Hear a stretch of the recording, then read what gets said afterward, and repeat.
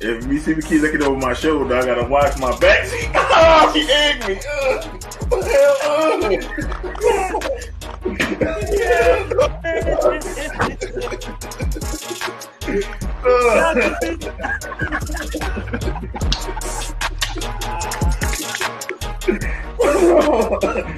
Oh, shit all over my rip out with the jersey. Just go get me a towel. Y'all didn't know. Y'all. You fucking owners have handled Judge, gentlemen, retired? Come on! He should have been fired before the fucking season! Joe Judge, quarterback sneak on not one, but 2 times from the fucking 5-yard line! And we're talking echelon, where it's going to be Yankees first, Giants second, Jets third, Mets last. No! Wait a minute. It's Yankees first. It's Yankees first. Okay. Giants second. Okay. Knicks third. No! Jets fourth. Mets fifth. Wait a minute. The Nets bit their mouth when they found out he was leaving. Maybe it was girl number 25 that didn't mind doing it. I'll just put it this way. It's way bigger than Nino Brown, a.k.a. Deshaun Watson. This is way bigger than him. Yeah, that's exactly what this is. That's why he got off, because it's bigger than him and there's bigger people implicated in this. I think it's going to come to maybe 5 years down the line, and then Cleveland going to crumble.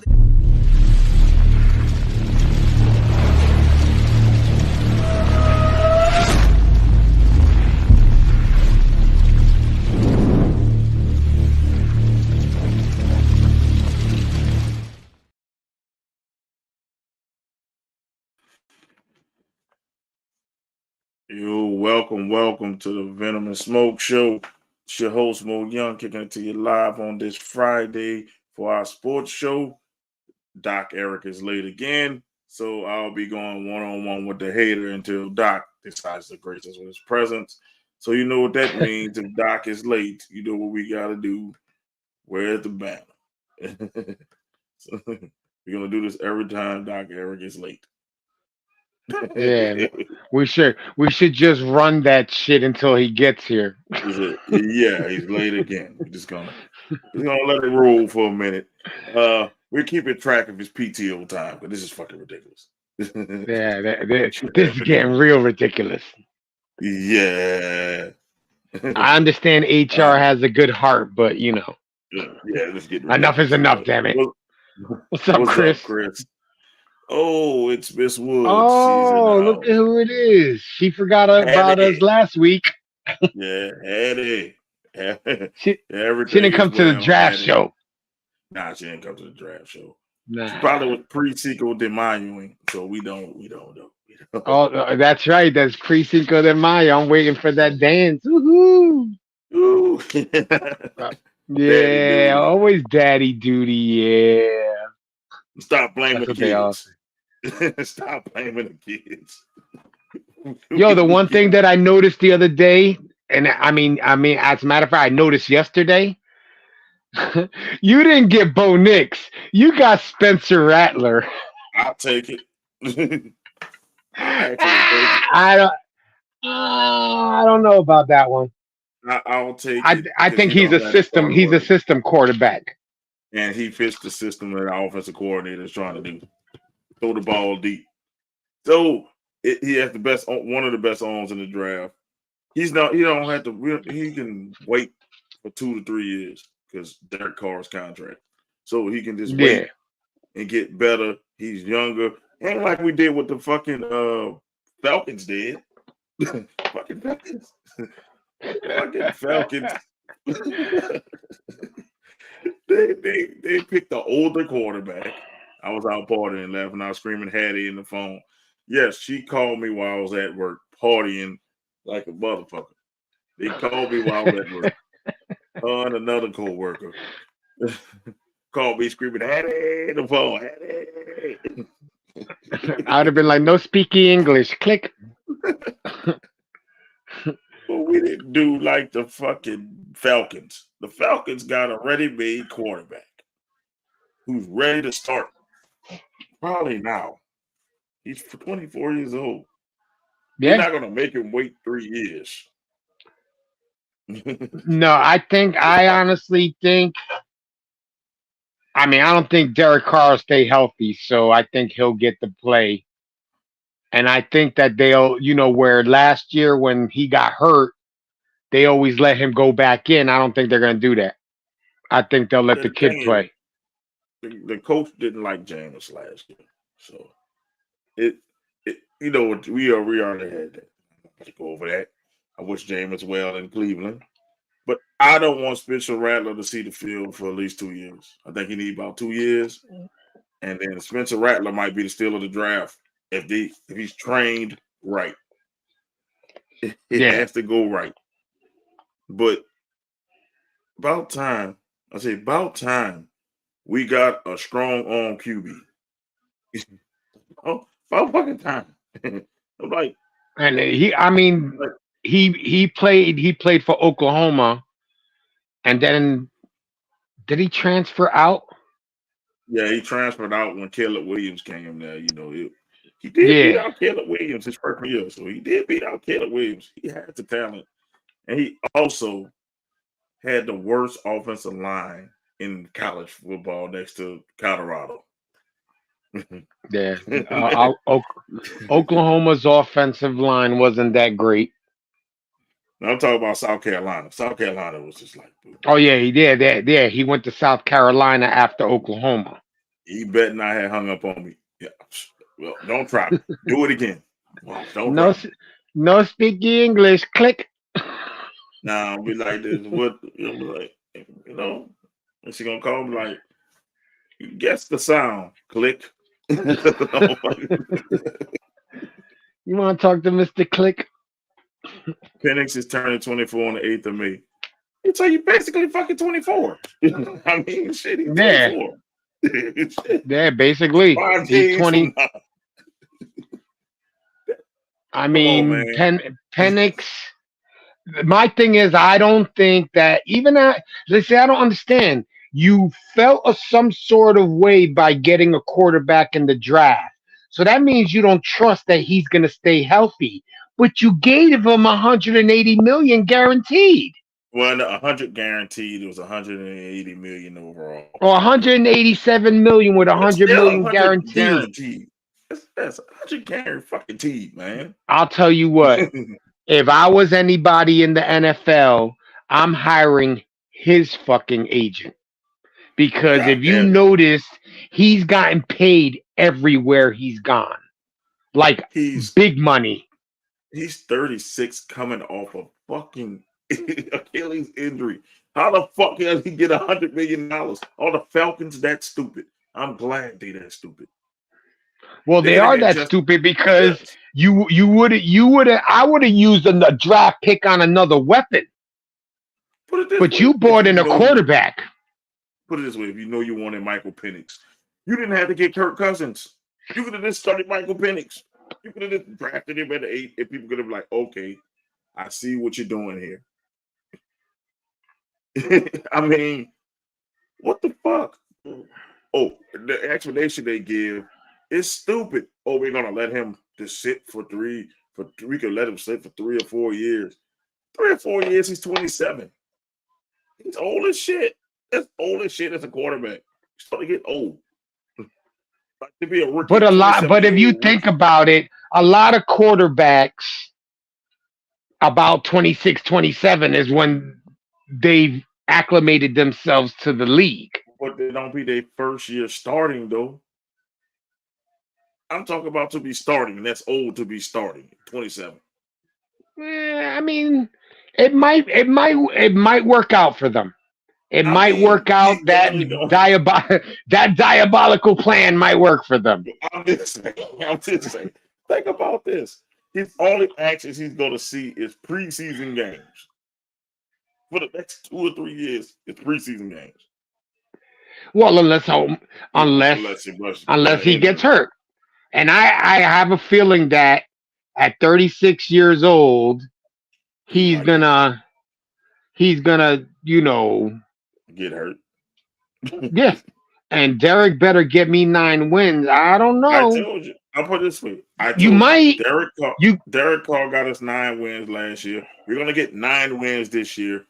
I'm just like we're just gonna be mediocre to Derek. We get from under Derek Carr. And if Derek Carr I mean, you guys built your line. You know what I'm saying? He might have a better time because you had that one tackle that they called the turnstile because he was getting beat all the time. You replaced him with a halfway decent tackle. Derek Carr has time to throw like any other quarterback. If you give somebody time to throw, they can complete passes. Put it this way, and he had time. At times, he had time, and he still held on the ball for 5-6 seconds. In the NFL, you got to get rid of that ball between 3 and 4 seconds. You can't pretty hold much. on to the ball 5 and 6 seconds and get sacks. Mr. Take a sack Carr. I got tired of him, man. Like, I'm gonna set my bar low for Derek Carr, so then I could be surprised. So I could be surprised if he wins 10 or 11 games. I'm gonna set 9. But 9 is what you got last year, so that's what I'm gonna set the bar. 9. Yeah, you're expecting 9. 9. I mean, I want a better record than last year. That's me. I'm not fucking asking to just. You got Aaron Rodgers. We got Derek fucking Carr. Rumors are Samuel Howell will be the #1 quarterback in Seattle when Geno time is up. The thing is, Sam Howell wasn't that bad of a quarterback. Yeah, he threw interceptions, but that offensive line was shitty too.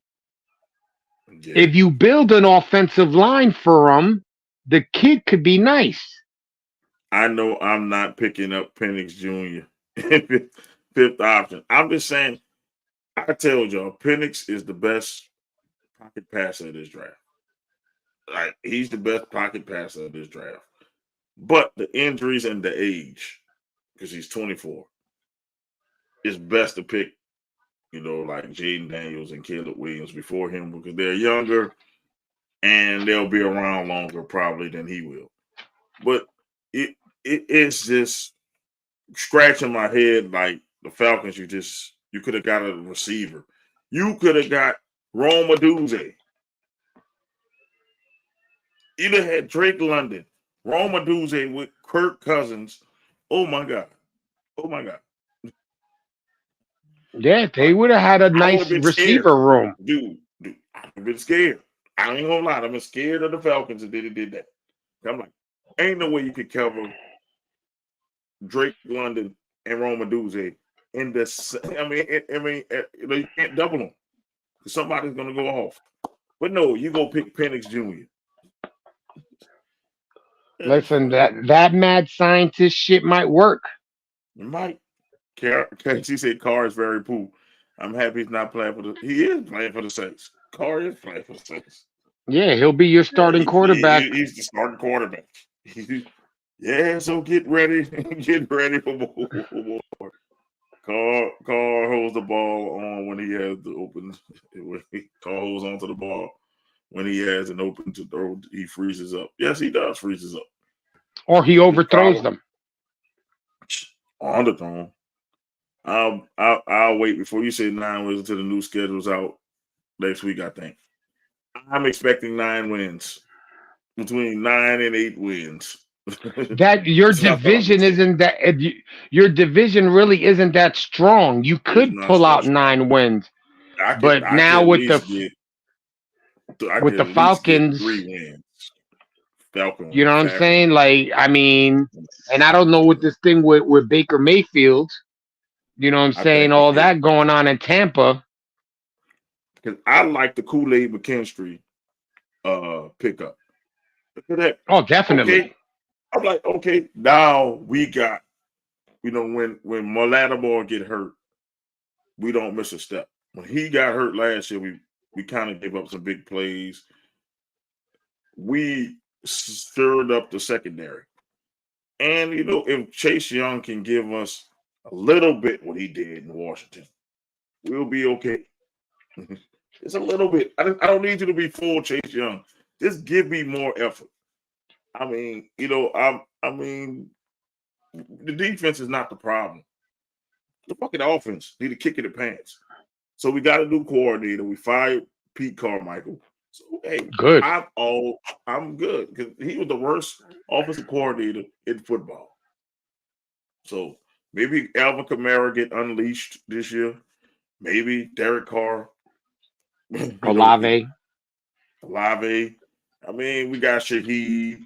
A.T. Perry was coming on late, the rookie from last year. I mean, team look bright. It's just that I don't like Derek Carr. So the Spencer Rattler pick, I understand. I'm like, okay, I'm not expecting Spencer Rattler to be ready for like 2 or 3 years. So that'll work for me. But your Jets, how do you feel about your Jets and what they did? I kind of was. I mean, the only thing that like caught me did was the 2 running backs they picked up. Yeah. You know what I'm saying? The guy Malachi, I think, is going to be a good slot receiver. You know what I'm saying? I mean, that offensive lineman is a beast. He only allowed maybe in I think last year he only allowed like 1 sack or no sacks and like 1 quarterback hurry. So, if you're protecting Aaron Rodgers like that, as long as the other dude from Dallas stays healthy, there could be something there. Now that Braylon Allen pick, I'm like, okay, I'm good with that. 6'1", 235. You can't teach size at that.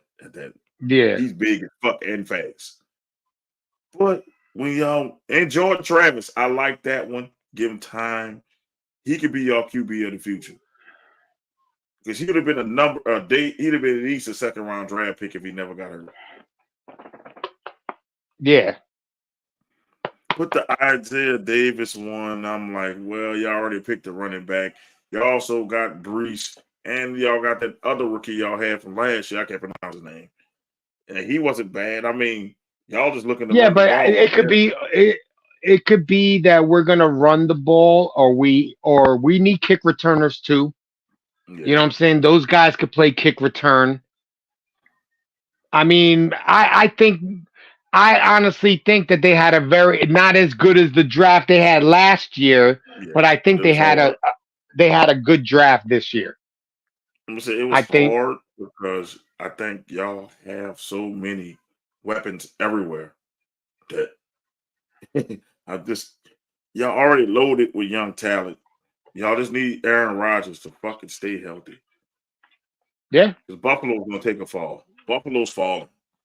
Buffalo. Yeah, I mean, they didn't do really. They were like the Dallas Cowboys of the East. Let's talk about. They didn't do much. Let's talk about Dallas. Let's talk about fucking Dallas. Your biggest need was what?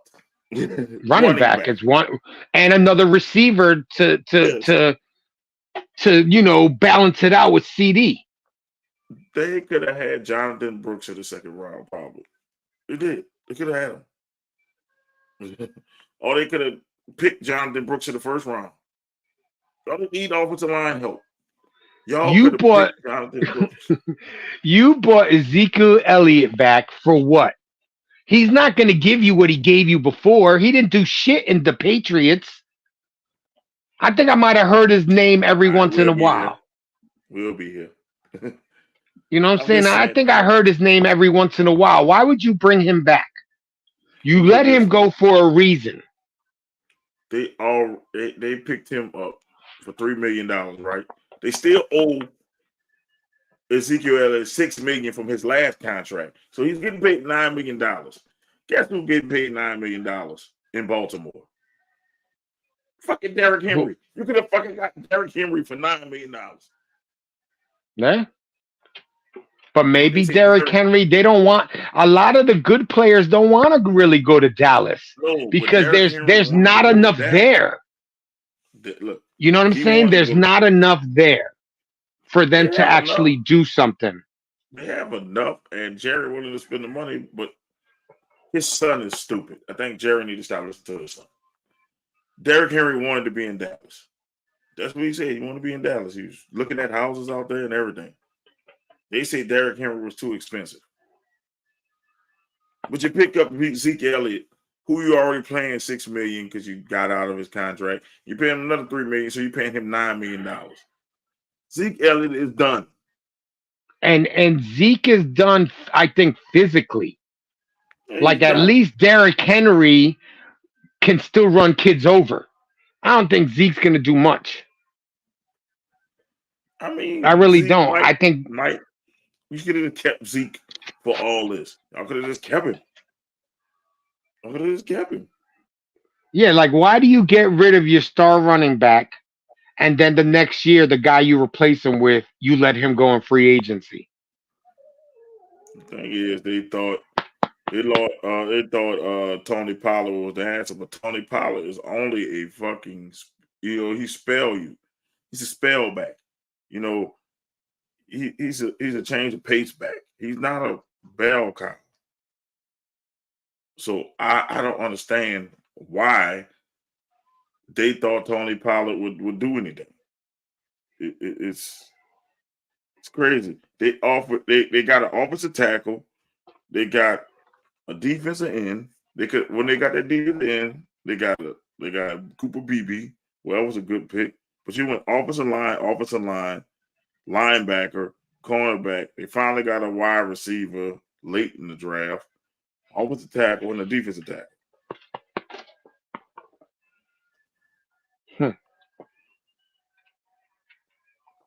I mean, they needed those things.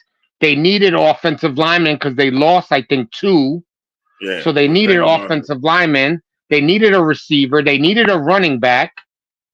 And the only thing they didn't really do is get a fresh running back. They recycled. They had a chance to get Jonathan Brooks in the second round, but they 56 pick. They picked Marshawn Nealon, who might be cool, but you could have got the best running back in the fucking draft in the second round.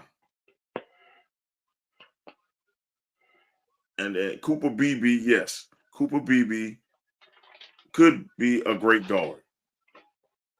But you could have got running backs. Running backs didn't come off the board to the second round. I would have even took the kid from Michigan, and he's kind of small. Yeah, they could have got the kid from Florida State. They could have got the. Oh, well, we're glad you're back. Welcome back. They could have got a bunch of people that running back.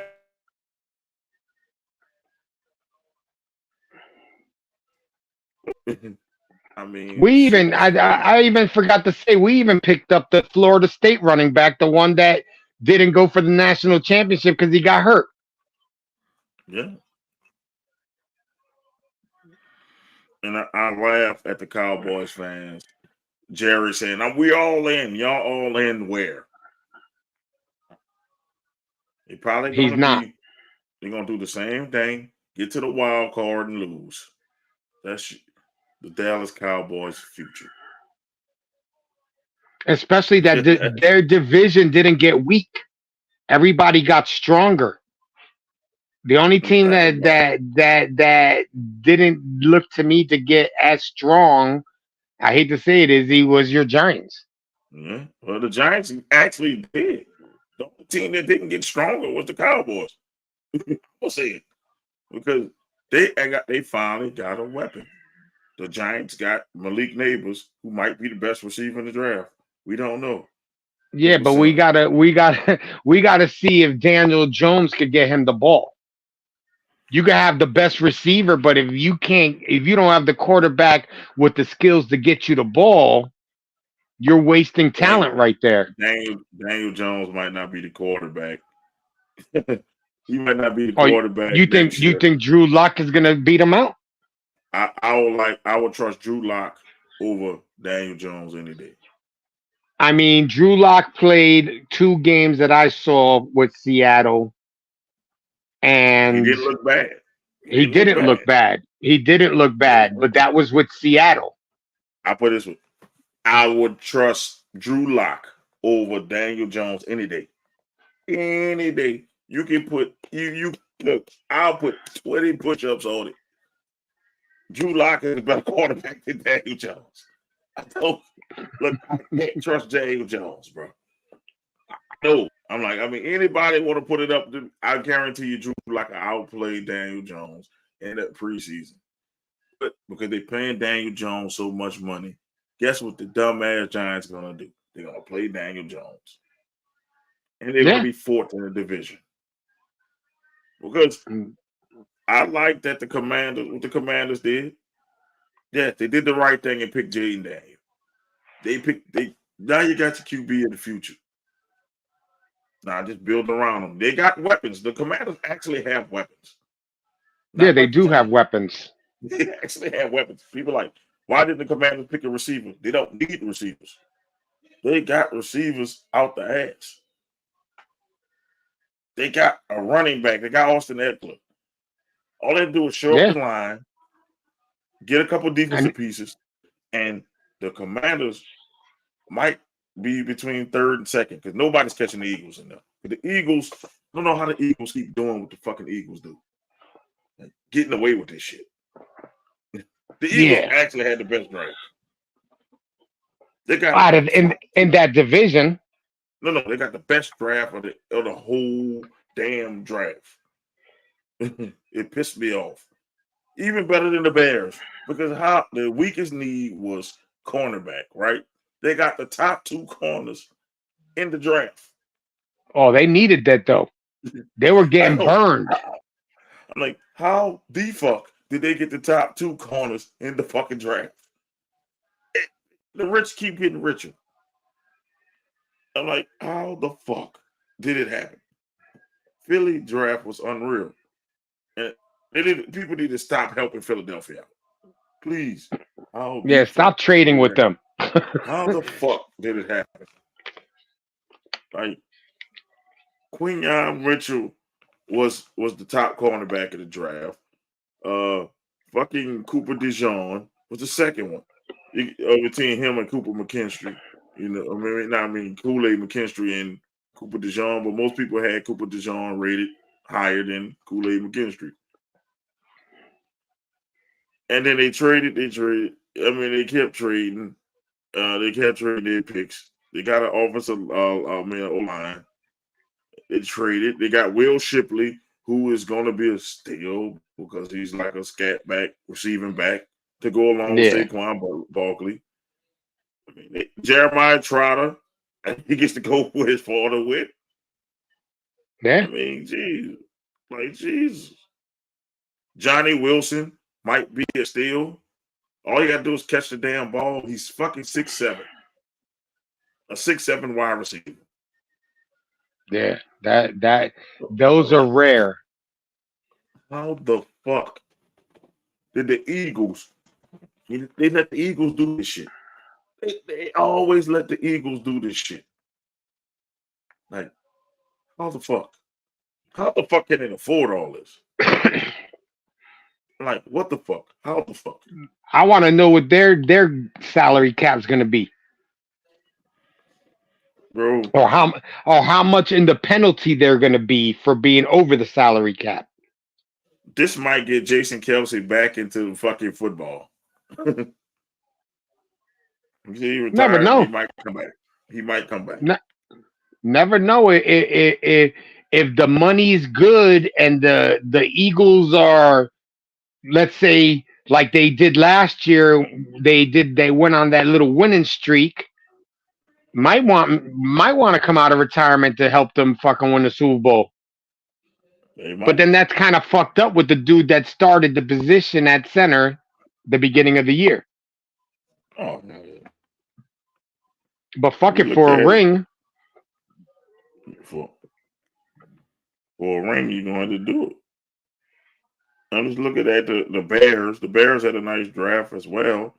They had Caleb Williams, Rome Odunze. They had the best first round. Listen, there's no excuse for Caleb Williams not to flourish from week 1. Yeah. There's no excuse. He has multiple wide receivers. He has a good running game. They picked up players where that they needed. There should be no excuse. All the drama with AJ Brown, they just paid him to make him happy. Well, he's happy now, so there's no Yeah, more but the drama. thing is, the the thing is with AJ Brown, he was killing everybody last year. So Pissed why off. wouldn't you give him his money? I'll put it this way: he was killing everybody, pissed off. So, like I say, the Commanders could overtake the Cowboys, but I think the Eagles win that division. Yeah, I think running away. I think that division, the Eagles probably do run away with it, only because these other teams are now young. You Except know for what I'm Dallas. saying? Dallas is Except for just Dallas. I mean, Dallas, got like I over. told you before, Dallas puts numbers up. They're gonna get their numbers. They just can't finish. They're the LeBron James of the NFL. And we're gonna get to that in a minute. Man. We already know what's coming up later. You know, I'm trying to wait for Doc to get here so he can enjoy. Well, well, I'm sure he doesn't want to talk about the Pelicans. Oh yeah. Yeah. It's definitely clear that they paid the right person. They paid the right person in Zion Williamson because they're a different team without him. It's just too much. And don't get me wrong, because CJ McCollum and them could ball. Them guys could ball. I was watching games. They just needed that one extra piece. Yeah. But at least he didn't do like the Lakers. You know, the Lakers fans are always thinking they're going to win. They didn't get sweep. They got a gentleman's sweep, but they didn't get sweep. So I give them I wanted them sweep. I wanted to come here singing my song, sweep, before. Instead of yeet. Sweet. Yeah, sweet. So they finally won the game. But for the draft overall, though, the NFL draft, it was like I said, most teams got better. It was long. It's very much. The Falcons was the head scratcher of everything. It was. What's up, Pops? Hey, what's up, Pops? Gotta get with you. Had a busy week, but I'm gonna get with you. That guy right there on the left, man. He just. Oh, that's you. That's that guy right there, man. I mean, that guy. Man, I mean, all right, we don't need to keep seeing that shit, man. Take that shit off the screen. He's like that guy right there. He's falling in love with the picture. Oh, that guy right there. Look at him. That guy right there. You know, you gotta love yourself, man. Hey. Hey, that's stepmoms. I would never call her that. She's like, hey, Pops. You don't know what that man will do. We're not about to have Venom after dark in the comments again. Take that shit to another room. It's still early. We can't have Venom after dark. It's still early. That shit ain't funny. That shit ain't fucking funny. Oh man. I want to see when she comes over for Thanksgiving. She gonna eat outside. We throwing her a plate on the porch. Now I'm gonna put it on the picnic table there. You gonna table outside. You gonna eat out there because I'm not about to have. Yeah. Ain't no damn stepson. Oh shit. I'm older than your ass. This ain't don't be a menace. There you go. It's starting. She started this shit. She's starting. Oh shit. It's gonna be Venom After Dark Pops edition. It's gonna be like, so what you wearing?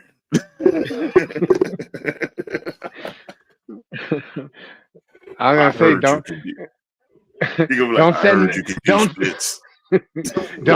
don't send them no pictures because we seen them. I'm laughing. Come in there, bit. Yeah, I heard you could do the splits with some tequila in your hand. I got the tequila. Oh, I needed to split. She said she was doing splits with spaghetti and meatballs. I don't know. She need to put that wine glass down if that's where she's going. Yeah, it's done.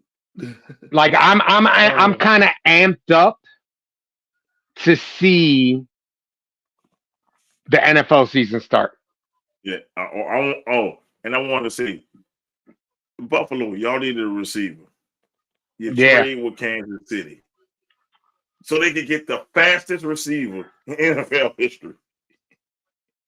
Yep. Now, how stupid is that? You give Mahomes somebody with 4.2 speed. But not only that, if you think about it, you always, you know what I'm saying? You know, as the Buffalo Bills, you can't beat the Chiefs. Wow. So why would you give them a crazy weapon when you could have grabbed them to replace homeboy? Why would you do that? Yeah. Like, I don't get that. It's stupid. That was almost more mind numbing than what the Falcons did. I'm like, why would y'all trade with them? First of all, Buffalo traded with them before, and that's how they got fucking Patrick Mahomes. Yeah, you didn't learn your lesson the first time? Stop fucking trade with these people. Now you give somebody who's faster than Tyreek Hill an opportunity to catch a long ball from Pat Mahomes. Yeah. You fuck.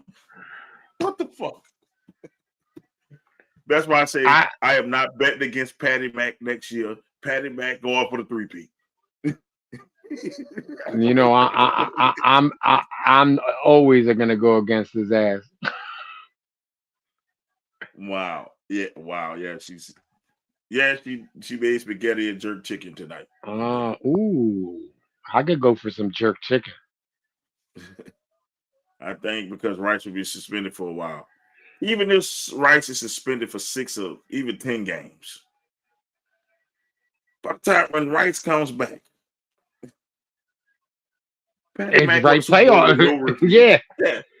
He won it with no receivers. He won it with people that can't catch. Now he has receivers that can catch. Oh my God. What the fuck? Yeah, that was stupid. I mean, Buffalo deserves to fucking not go into the playoffs. What the fuck? I mean, they did get Keon Coleman, which they lucked up and got Keon Coleman, but still, because the fucking 49ers, I don't know what the fuck the 49ers were fucking smoking, but picked up the kid from Florida. I don't know what the fuck the 49ers were smoking. They could have had Keon Coleman, but no, they let him go to Buffalo. Buffalo lucked up. Bills got a player, Coleman, that saves money on clothes. Like, yeah, I'm just saying. Keon Coleman could be. He could be a good player. But that was the guy they interviewed the other day on ESPN that was like, I bought this jacket for whatever. You got to learn how to buy your clothes out of season. Yeah. That's funny.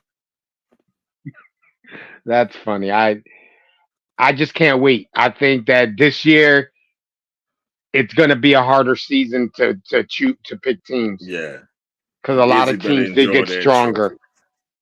Yeah. You better enjoy that fucking trophy because it's going to be hard. I think it's going to be closer this year than last year because I'm like I said, I should have won the trophy if I had just stuck in my first mind, but I was just trying to make, upset picks where I see everybody picking the same. I'm like, okay, try to make upset picks. And sometimes one of them, they were supposed to happen and they just faltered in the fucking fourth quarter. But Yep. I'm just saying, a couple of them will happen like that. But it will be an interesting NFL season. Man, all the people moved around. Odell Beckham is now with the fucking Miami Dolphins. Let's see if he could be a That's number 2 ridiculous. receiver for them. But Why? Odell Beckham hasn't been Odell Beckham. But why would he be a number 2? You're gonna put Waddle at the slot? Well, I'm sorry, number 3. Yeah, I would put Waddle at the slot because Waddle's fast. Odell Beckham. Odell Beckham is an outside receiver, I think, at this point. You know, he'll be the number 3 option on that team. But I would put him at the wide, have Waddle on the inside so he could take advantage of his speed. But if you want to put Odell in the slot, you could. Because if you think about it, you put Waddle in the slot because mostly slot receivers are covered by like a linebacker, and he's way faster than a linebacker. Or a slot corner. Or a slot corner. Yeah, I guess playing against them, you would have to have a slot corner out there. You couldn't just put him on put any of those wide receivers on a linebacker. That's a good pickup. If Odell Beckham could ever be Odell Beckham from the Giants, or even the Rams, be the Rams Odell Beckham. Yeah. If he doesn't work here, he just need to retire. But if people are still willing to pay him, I mean, he didn't get paid that much, but he still got paid. Y'all still making millions. $9 million. $9 million. I'm just like Odell Beckham. This is now you're in a perfect position to get one-on-one coverage. So you should make some noise. You're not a number 1 receiver. You're a borderline 2-3 receiver. You're really pushing 3. And Doc Eric is here. He is here. Finally, only 43 minutes late. That's good for you. That is great for you. Yeah. Because we usually be wrapping the show up. Doctor, wait a minute, we gotta talk about this. Shout outs, hold on. Hold on, I got this to talk about. So what do you say about the draft, Mr. Eric Doc? Yo, draft was pretty standard this year. No big moves, no big waves. Honestly, the only shocker for me was the Penix move. Everybody looked like they did decent. They addressed their needs. Particularly proud of. I'm proud of our team. I'm proud of New Orleans. I'm proud of New Orleans for. I mean, it wasn't really first round worthy, but they look like they are serious about the quarterback position, which the Saints kind of need to address. Everybody's looking for the heir apparent, and everybody keeps saying this next guy, this next guy, this next guy. No, you're not going to immediately address a Hall of Famer. That's just not how it works. I don't care what franchise you are, shout out to all these young men, getting ready to change their, not only their lives, but their family lives as well. Some guys may still be pursuing this. They may be pursuing it, and their name wasn't called. There wasn't, the guys that were immediately drafted. But don't give up on your dreams. But as far as the draft overall, like even during our live segment, it seemed like it just moved so slow, and it was unwarranted. Like what you need to address, who the best available was, and for some strange reason, it just kept dragging. But I think a lot of reasons why it dragged, especially in the top 10, is because there was people trying to trade into the top 10. Yeah. You know what I'm saying? So that's what took a little longer with the negotiations. But after that, everything ran pretty smoothly. I get that. And, there was a few times, looking at the clock, people playing till crunch time. It's like, and this is where I think the NFL came in with these particular situations. A team would know who they wanted. They're on the phone with the guy, but for whatever reason, I guess media presence, we got to fill up the time space because we bought the time. It would take the commissioner or whoever's going to announce the pick 5 additional minutes before they read the card. Like, what is the problem? Like, you could get the reaction you see the player reacting before his name is even called. He up there crying. He up there talking about, yep, I'm ready to coach and all this, that, and third. And then we getting the point where they're showing on TV his highlight package already. And then, and the pick is, well, we had the pick like 30 minutes ago while you up in here just reading the card. But like you said, they have to fill that commercial time in. They got to make that money. Yeah. I mean, even though a lot of the commercials were NFL commercials, they still got to make that money. That's cool and all, but I mean, gee whiz. Like, come on. It's always the first round, though.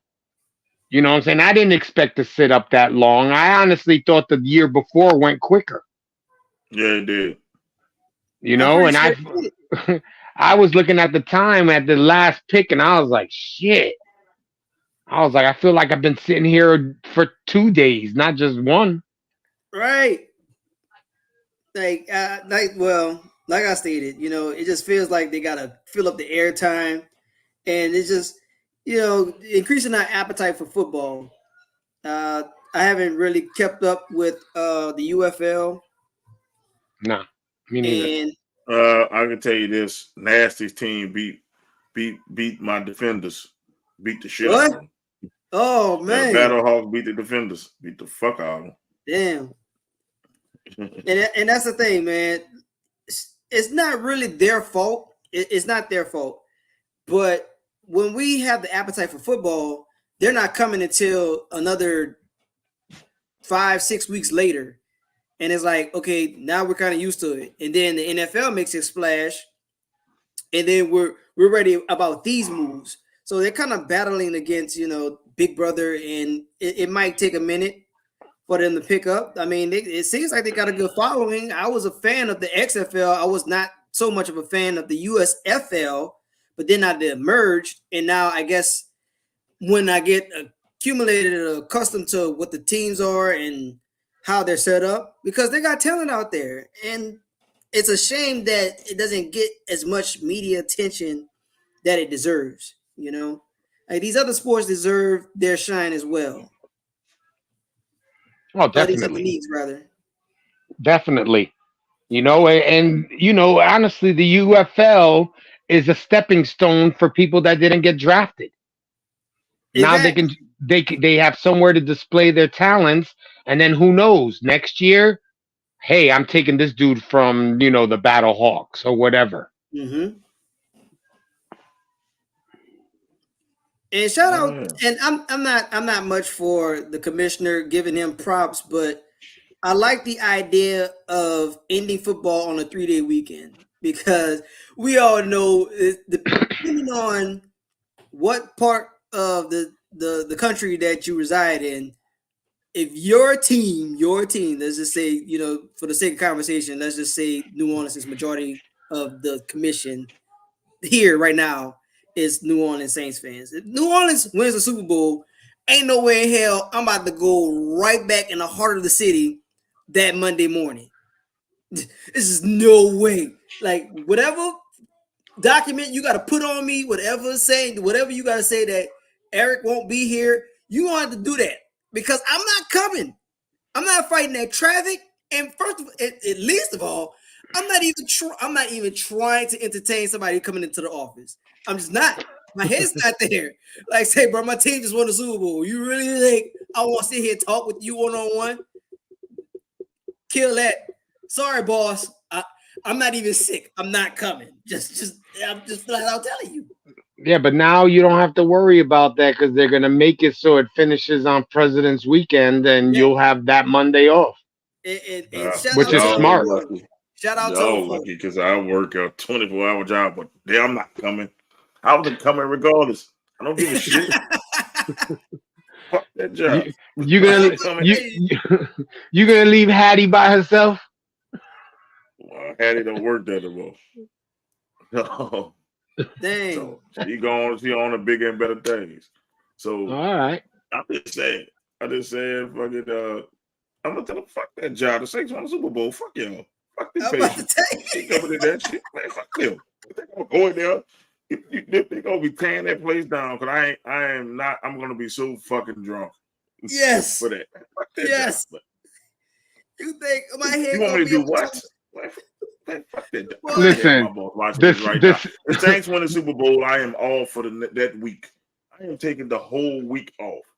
Don't you understand? I'm thinking that even if the Saints win, I'm taking the day off too. Fuck it. There you go. Right? Nasty did the same thing. The last time the Saints won the Super Bowl, Nasty was poured in the French quarters. It's fun when the Saints win the Super Bowl. Fuck that job. Oh, I bet. All my Saints fans, remember this. Fuck that job. Fuck that job. I can tell you that right now. And meet you in the French Quarter. Meet me in the French Quarter because fuck that job. Yes. I ain't fucking going. Man, kiss my ass. I missed out on so much during the Super Bowl win. Like I had to work and I had to get through the parade. So I had to work. I had to walk 9 blocks just to even get to work already. So I was like, okay, cool. I went to school. I went to work. And I was somewhat with the parade, but there wasn't nowhere near close. And I'm like, look, y'all, I'm on the way. I'm coming. And at the time, I couldn't miss coins. Like I was a full-time student as well. And, full-time student, full-time work. I could take the bullet on my job. You want to know what I told my job for that? For the Saints for the Super Bowl? I can bet. Fuck you, I ain't coming in. They already knew. They already fucking knew. That's what I was working with your brother. I was working with your brother in Domino's. I told Domino, fuck y'all. I ain't coming in this bitch. Yep. Fucking pieces. I ain't coming in this shit. Do you really want me to come in and fucking? You really want me to come in there? The Saints won the fucking Super Bowl. You think you want me to come in? Pizza will be everywhere. Man, look. Say fuck that job. Boy, I'm not going to that shit. I'm not coming. I'm not coming. The next time I came to work was like it was a Pelicans game, and we made your brother have a fucking umbrella singing when the Saints go march it in. I still got that video. I still have that video to this day. That was me filming that bitch. Yeah. Yep. You know I give zero fucks. I told my boss, the new boss coming in now, you can forget about me working on Sundays when it comes to fucking Saints season. He said, I'm a Saints fan too. I didn't care if you was a fucking Raiders fan. I didn't give a shit. I'm not bitch. I'm about to tell you. But yeah. I say you can schedule me if you want. I'm gonna pull a Doc Eric. PTO me prepare the others. PTO me prepare the others. Bro. I don't even care. Look, Mo ain't coming in, especially the Saints in the playoff games. Oh, Mo, we need you to come in on Sunday. Playoff game Sunday, man. Fuck you. Yep. I ain't coming in. Yep. You think I'm gonna be worried about their patience? No speaky English. You know, I'm gonna tell them PTO, prepare the others. Well, perimeter is your. No, I said this is your first option. No, it ain't. I was a Saints fan since '85, since I was growing up. Yeah, there you go. Like, since I came out of here, boy, you got the wrong one, boy. You got the wrong one. You got the wrong one, boo. You might as well fire me because I ain't coming in. And I know if the Jets win, Jesus Christ, we gonna have to. You might catch me doing a jig or something. I don't even know how to do that shit, but I'll get down. We gonna see Jay Salsa dancing in that bitch talking about something. Yep. I'm gonna rock this one. I'm gonna rock the dude in the back. I'm gonna do that dance. We all got to put in. As a matter of fact, Eric, you didn't watch last week's show. You and Mo have to recreate that dance. Oh, The dance from last. The dance from the. Here, he'll play it. I'm gonna play it. You are the guy on the floor. I'm gonna be the background. Yeah, you're the guy on the floor. We already.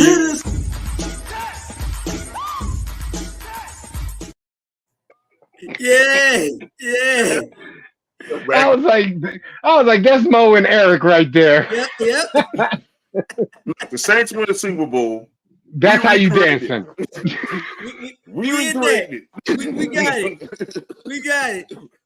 You got my word on that, bitch. We recreate that shit. You got it. Look, we gonna meet up in the dome for the NFC Championship and recreate that bitch in the dome. There you go. We got it. Tell HR, look, don't mind us. Don't you fucking kick us out the Superdome. Nope. It don't even matter. Section 75, I need backup. These two fools are fucking around. Yep. We got to get them out. My wife knows my section because it's so easy. My section is my birthday, 6/22. It's my fucking birthday. So she knows what fucking section I'm in. She like, yep. She says she be listening on the radio to see if it's 6/22. We need backup at 6:22. You see her running from the other side of the stadium. Like, I'll get there. You'll mess with my baby. Your boy might be changing his section. Your boy. What's up, Chris? What's up, Chris? What's up, yo? What's up? Washington win more games than last year. I'm dancing. Man, look, I ain't worried about winning no games. I'm worried about Super Bowls. Y'all got multiple. We just got one. I'm trying to get another one. And if Derek should have three. We should have three to this day. If Derek Carr wins the Super Bowl, I will buy a Derek Carr jersey. I would wear it on this bitch and apologize to Derek Carr. Write that shit down. Write that shit down. You can write it down. I would apologize to that motherfucker. But I don't have any faith in it. It will be Spencer Rattler breaking us to the fucking Super Bowl before Derek Carr. You never know. I mean, you're right. You're right. I mean, like you said, if they sit him for these 2 years and he actually can learn from Derek Carr, because not a lot of quarterbacks will teach because they're afraid they're going to lose their jobs. So they'll teach you this much when they should be teaching you this much. You know what I'm saying? And most of it is talent anyway. I'm not scared to, say a bit when I'm wrong.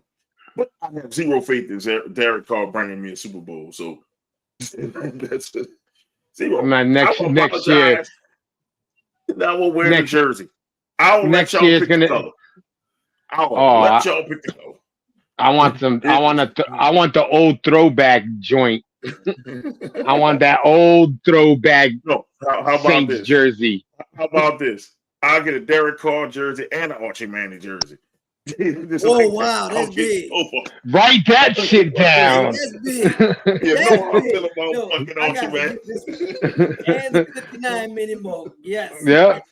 And I would wear both of them if Derek Carr do it on back-to-back Fridays. I'm not apologizing to Archie because he didn't win shit. He still ain't shit, but I still wear the Archie Manning jersey. For that, you should just get HR to split them in half. And you can have one side Archie Manning, and it'll say Ing on one side, and it'll say Carring. Yep. Or Mar. Mar. Yep. I just had a full meat quesadilla. That thing was so good, so much meat. Say, bro, you been on that weird shit again? No. You already started? You talking about? No, didn't. We're on sports time now. Now for real, ain't nobody introduced.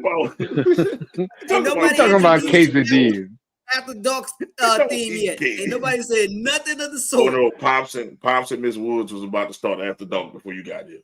Yeah, we had to put a into it. We were like, nah, not now. Wait until later. If you notice, they both disappeared. I know they probably on the phone right now.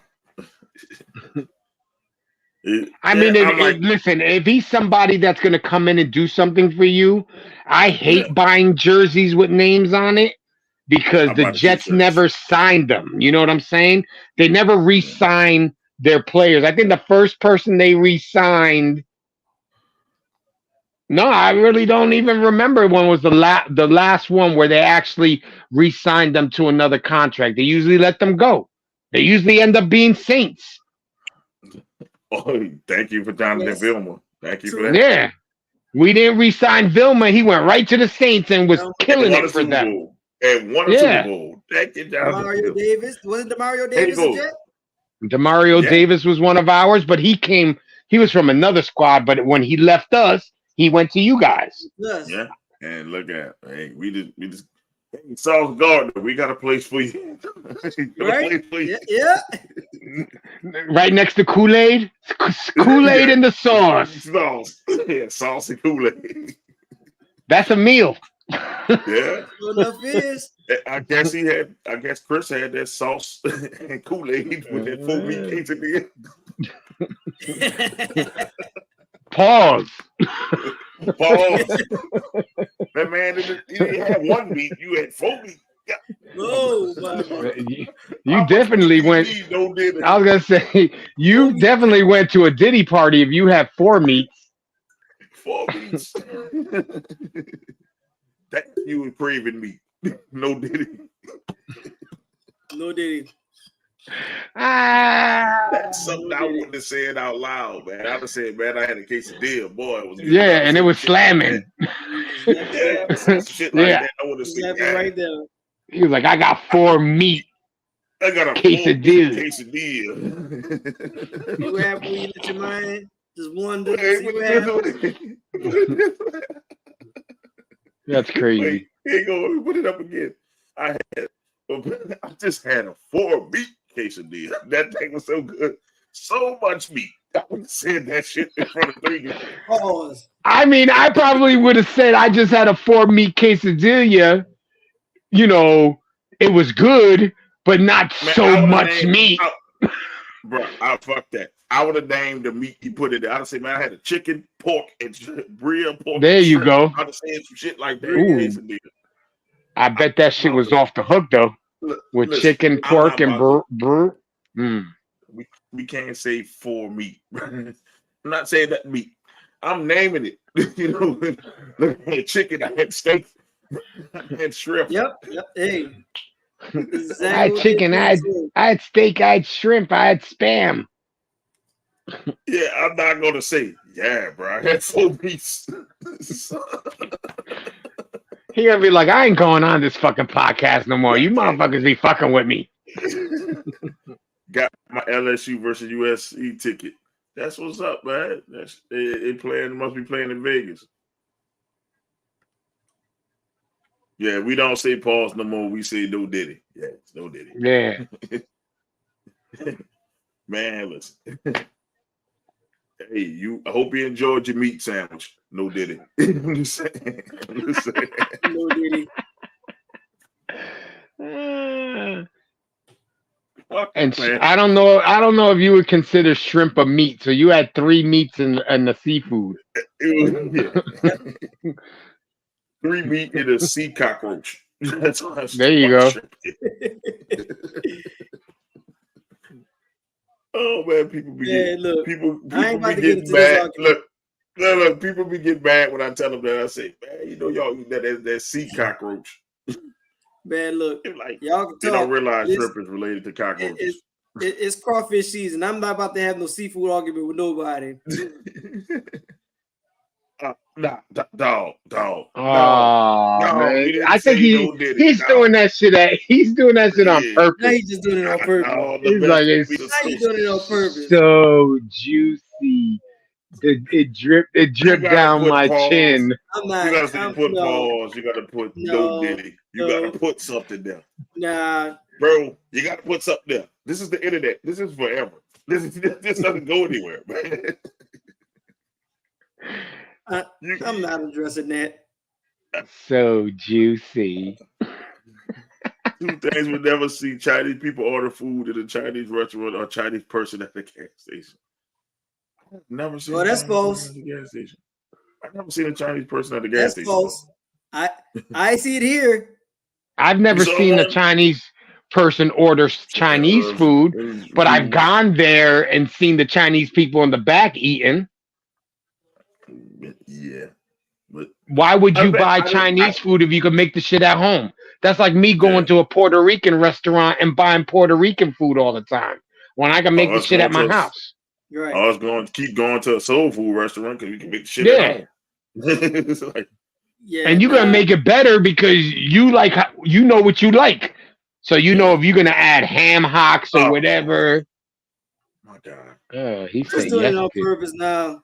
Yeah, you didn't do this on purpose. You just doing this shit on purpose. All right, you're doing this on purpose now. this is no accident. Speaking of no accidents, the Lakers are gone. Yeah. Man, you know what it is. It's our annual. We've been doing this for like 4 years. We're about to get blocked. So cue the music.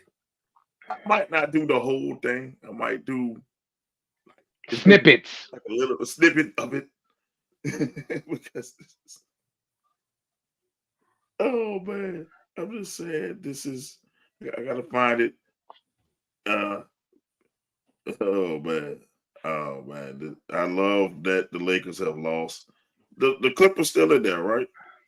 Clippers still in it. Yeah, I think they're playing now or tonight. They're losing the series. Well, they're down in the series 3-2. The Mavericks are up by 1. The Knicks won. Yeah. Sent Joel Embiid to bed last night. Yes. The Knicks are. But I'll tell you what, if he was healthy, I think they would have destroyed us. Because he would have been. You know what time it is.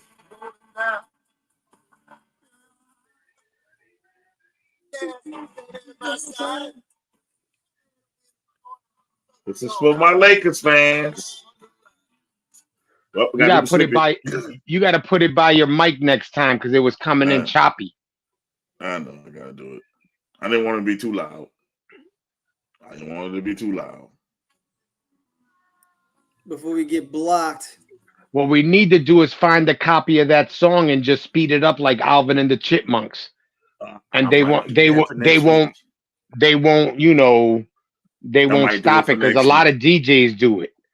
I might do that for next week. Well, yeah, thanks for the idea, Jay. I'm gonna do it for next week. I'm gonna download the actual video. I'm gonna speed it up. I'm gonna upload. I'm gonna speed it up.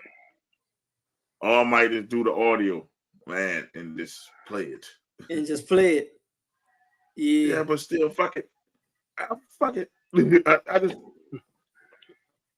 man. I was hoping that they were gonna get swept though. When I watched that game that night, I was really sitting there hoping that they were gonna get swept just to shut all them, you know, LeBron sympathizers down. So, all right, let's address that these people lost and they lost 4-1, you know, to the defending champion, Denver Nuggets. But here's something that was unwarranted. Darvin Ham losing his job. Oh, that was like that. Why you guys to sting a brother like that? Damn, we didn't even bring them up yet. I mean, hopefully we do talk about it, but I want to talk about this. We talked about the Lakers series. Darvin Ham did not deserve to lose his job. Now, no. Trade LeBron. This is the second coach in so many years. In 2 years, yeah. And Frank Vogel, 6 coaches fired. He had 6 coaches fired in his career. 6. Wow. I guess you could say a coach for each year he's been with the Lakers because this is year 6 with the Lakers. But you had Frank Vogel, his overall career, he had 6 coaches fired. That means you are a coach killer. Yeah, you're using the coach as a scapegoat. The coach doesn't ball. Like, in my opinion, in your opinion, that last shot that what's his name made that AD was guarding him, that was Jamal supposed to be Murray. LeBron guarding him, and he pushed AD into the area. Why is it that that dude does not show that he got balls and take over a game? You know what I'm saying? You want to sit there and say how you're number one and you're the best that ever lived, but you don't show me that by your gameplay. You should have been D'ing him up, not AD. Yeah, is it harder for you to shoot over AD? Yes. Yeah. But if you would have been in his face, you could have gotten a strip or whatever. And that's the thing. The thing about it is LeBron, I don't know if it's him or the teams facilitating it that way, that he has to be the option.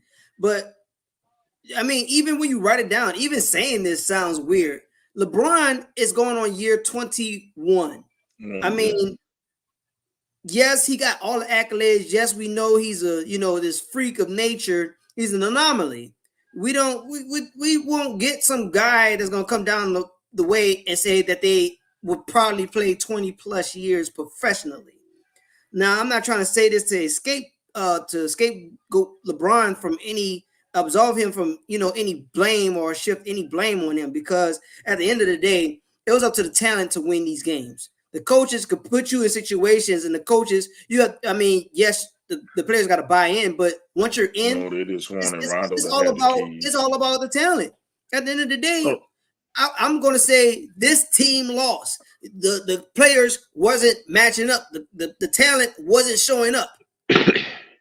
So, but why? If you think about it, we've talked about this before. Why is where the Lakers didn't have talent on their bench? Because they traded it all away. Put it this way, Rui. Look, all the fucking Lakers fans told me all year was Rui's gonna do it. Man, I told people that he was a marginal fucking player. Dude was a marginal player. They have a marginal fucking bench. D'Angelo Russell is hot and cold. They don't have anybody off the bench that makes me like scared. Anybody.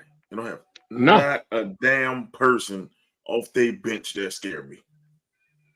And honestly, I don't think a lot of people are scared of LeBron anymore either. Not that they were in the first place. Well, LeBron never came into the league, taking people's hearts. Like that's what the era we're in. Well, we're moving away from that now. If anything that we've seen, Anthony Edwards is making sure that we're out of this buddy era. That dude does not care. But in LeBron's era, it's all buddy. Say, let's team up. Let's get together. Let's put up a team. Let's be the big three. Let's be a big two. And that's not the ball that we're accustomed to. Well, at least us, this era of men. Like this teaming up stuff is just, it looks weird. It's weird. It's weird energy. Like I don't even feel the same looking at basketball because everybody wants to team up with some other person and say, guess what? Now guess what? We're the super team. Instead of building legitimately. The only team that we had in this era that did it legitimately is Golden State. And people, had that time, and people may still be on that bandwagon. And I'm holding on to that sense of basketball. That's why I was so happy. I was so happy when Golden State was just so dominant. And then when they got to a dominant place, when they became the villain, because people just got tired of watching. People was just, damn, but they in the finals again. They winning again. Lakers get old cheap players. Get out of here. Porter Jr. was the X factor. Yes, it was. Mo, you keep talking bullshit on Twitter, nigga, saying Devin lost. I'm right here, nigga. Devin Haney got his ass beat. About that shit. Devin Haney got his ass beat. I don't care the motherfucker had the steroids in the system. I want to see that for real. I want to see them more testing done. I don't think I don't believe that shit. I don't think they wanted Ryan Garcia to win. That's what it is. They didn't want Ryan Garcia. And I ain't saying nothing on Twitter about it. He got his ass whooped. Fuck it. Is this another miss bitch? Because salute Lord Eric. Shit. Here we go with this bullshit, man. Here we go. King of Kings, Doc Eric. Listen, bro. No. You didn't show up yesterday when we had a guest. There was nothing like this about Kings of King, Eric, and all this shit. Now when you show up, Nah. And I did miss the show yesterday. I did miss the show yesterday. Bitch wasn't here. Bitch did not make an appearance, or neither in Doc's cult. Doc has a cult. Fuck that. The cult of Doc might be a fucking shirt. I might just make it a shirt. Hey, we need a Doc shirt. We need a Doc shirt. And we need a hater shirt. That's what I'm about to do. We need a Doc shirt. I'm seriously going to make the cult of Doc shirt, and I'm going to make a Diabolical Hater shirt. I have to give y'all a shirt. I want everybody to have their own shirt. Yes. So, I'm in here. The cult of Doc is coming. The cult of Doc shirt is coming. That's what's going to happen. And I'm not a pillar.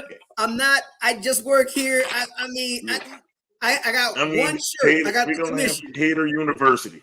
We're going to have a Hater University shirt. We're going to have Cult of Doc. That's what we're going to have. Cult of Doc. Yes. This is a fucking cult. Yes. I'm sorry. It's a fucking cult. I'm in there. Mama, I made it. There's a cult somewhere, man. Jay, they're all sitting right now somewhere in fucking New Orleans like this. They're right in front of the fucking podcast with their hands up in the air like Dr. Eric the King. Mama made it. NBA's up business. 80%. 80s was prison ball. Not really. They actually played more ball in the 80s. 90s was prison ball. I'll give you 90. The 80s they actually played. The late 80s, the early 90s became prison ball. Throwing bowls at each other's face. 2000 was a super team era.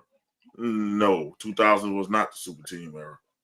2000 actually probably was the best ball they had. There was no super team era until LeBron.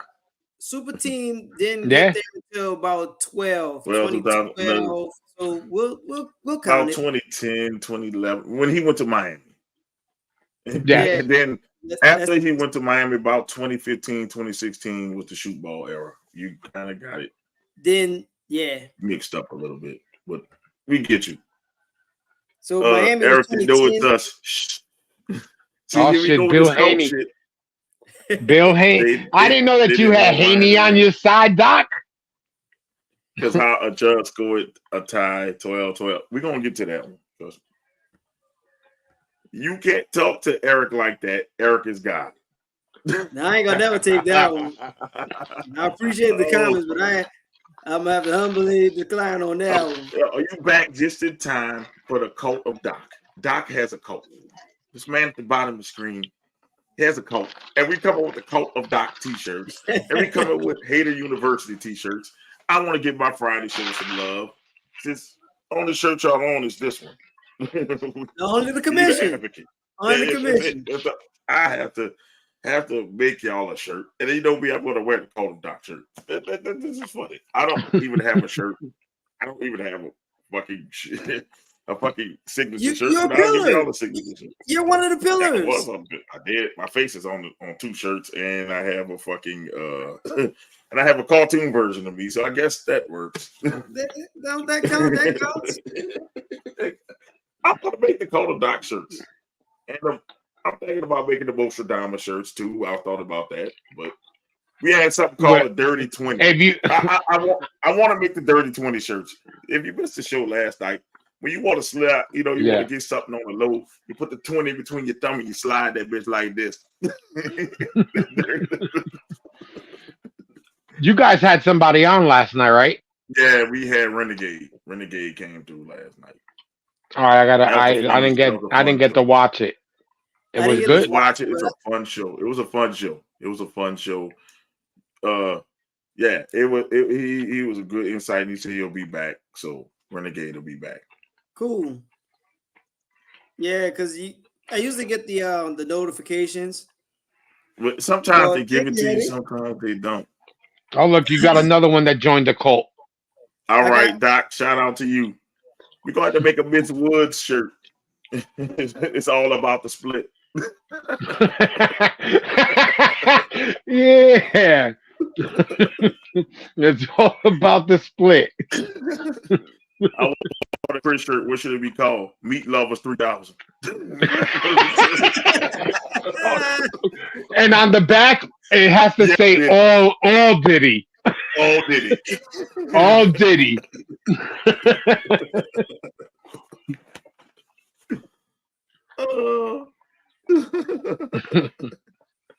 That's funny. Make a shirt with make a Eric shirt with Miss Bitch signature on the front. No, they're together. Bill Haney and fucking Miss Bitch. It's together. That's Miss Bitch's man. Yeah. We're gonna get to the bottom of this cult one day, bro. This cult only comes on when Doc Eric is on. When Doc Eric is on, none of this cult comes. Hey, y'all have to support us whether Doc here or not. We know Doc is fucking late. Doc always be fucking late. Well, he texts them right before he signs in. He's like, I'm on my way, get there. We know why you late. Because you have to feed your cult. It's dinner time. You have to feed your cult. Feed all the people in your cult. Yo, like I said, hey, I appreciate it. I'm all for these comments, baby. Right. It's all about tune in. No, share. It's not going to say Mo's stepmom. No, it's not going to say Mo's stepmom. Mo's stepmom. You can put what you want once you buy the shirt on the back. It will have the Venom logo on the back. I work for Miss Bitch, and Miss Bitch works for Lord Eric. I want to know if Miss Bitch is really a bitch. Don't worry about it. We never see Miss Bitch's picture. We never see it. No, I'm not drinking the Kool-Aid. Not drinking the Kool-Aid. Oh man, I'm just telling you, we come up with the cult of Doc shirts because this is a cult. This is a real life cult, bruh. I just want the first rights to the documentary. You know, cults always go bad. Man, look, if we catch me on the 30 for 30, hey y'all, get us on network. Y'all won't be sorry. I'm telling you. It was all good a week ago. You know how they always say, it was good until. Yep. They found people chained in the basement. What is the wall if there's no basement? We got no basements down here. Doc built a fallout shelter. Nah, it's going exactly. You took the words right out of my mouth. They gonna come in my house, they're gonna find. They're gonna say, "Look at this underground bunker. What's all this right here?" As long as they don't send no reporter up here. You know the guy from New Orleans? Nah, I don't know him. I was just on a podcast. I don't even know if his name is Eric or not. I don't even know. Nah. I'm like, nah, dog. I don't know shit. What does this cult of Eric mean? Nah, we don't know what it means. It's provocative. It keeps the people moving. Yep. It keeps the people moving. That 4-beat quesadilla was slapping though. So say, bro, can you get meat off your mind for 1 minute? 1 minute. 1 minute, get meat off your mind. No Diddy. I'm just saying, get meat off your fucking mind, bro. God, man, you embarrass us in front of the cult of Doc. May Doc Eric bless you, brothers. I mean, Izzy had Brick. I had the German guy. The German guy who wanted to smoke a cigarette. And burn himself. If you let me on video, can I burn myself on video? I was like, this dude is fucked up. I was getting scared.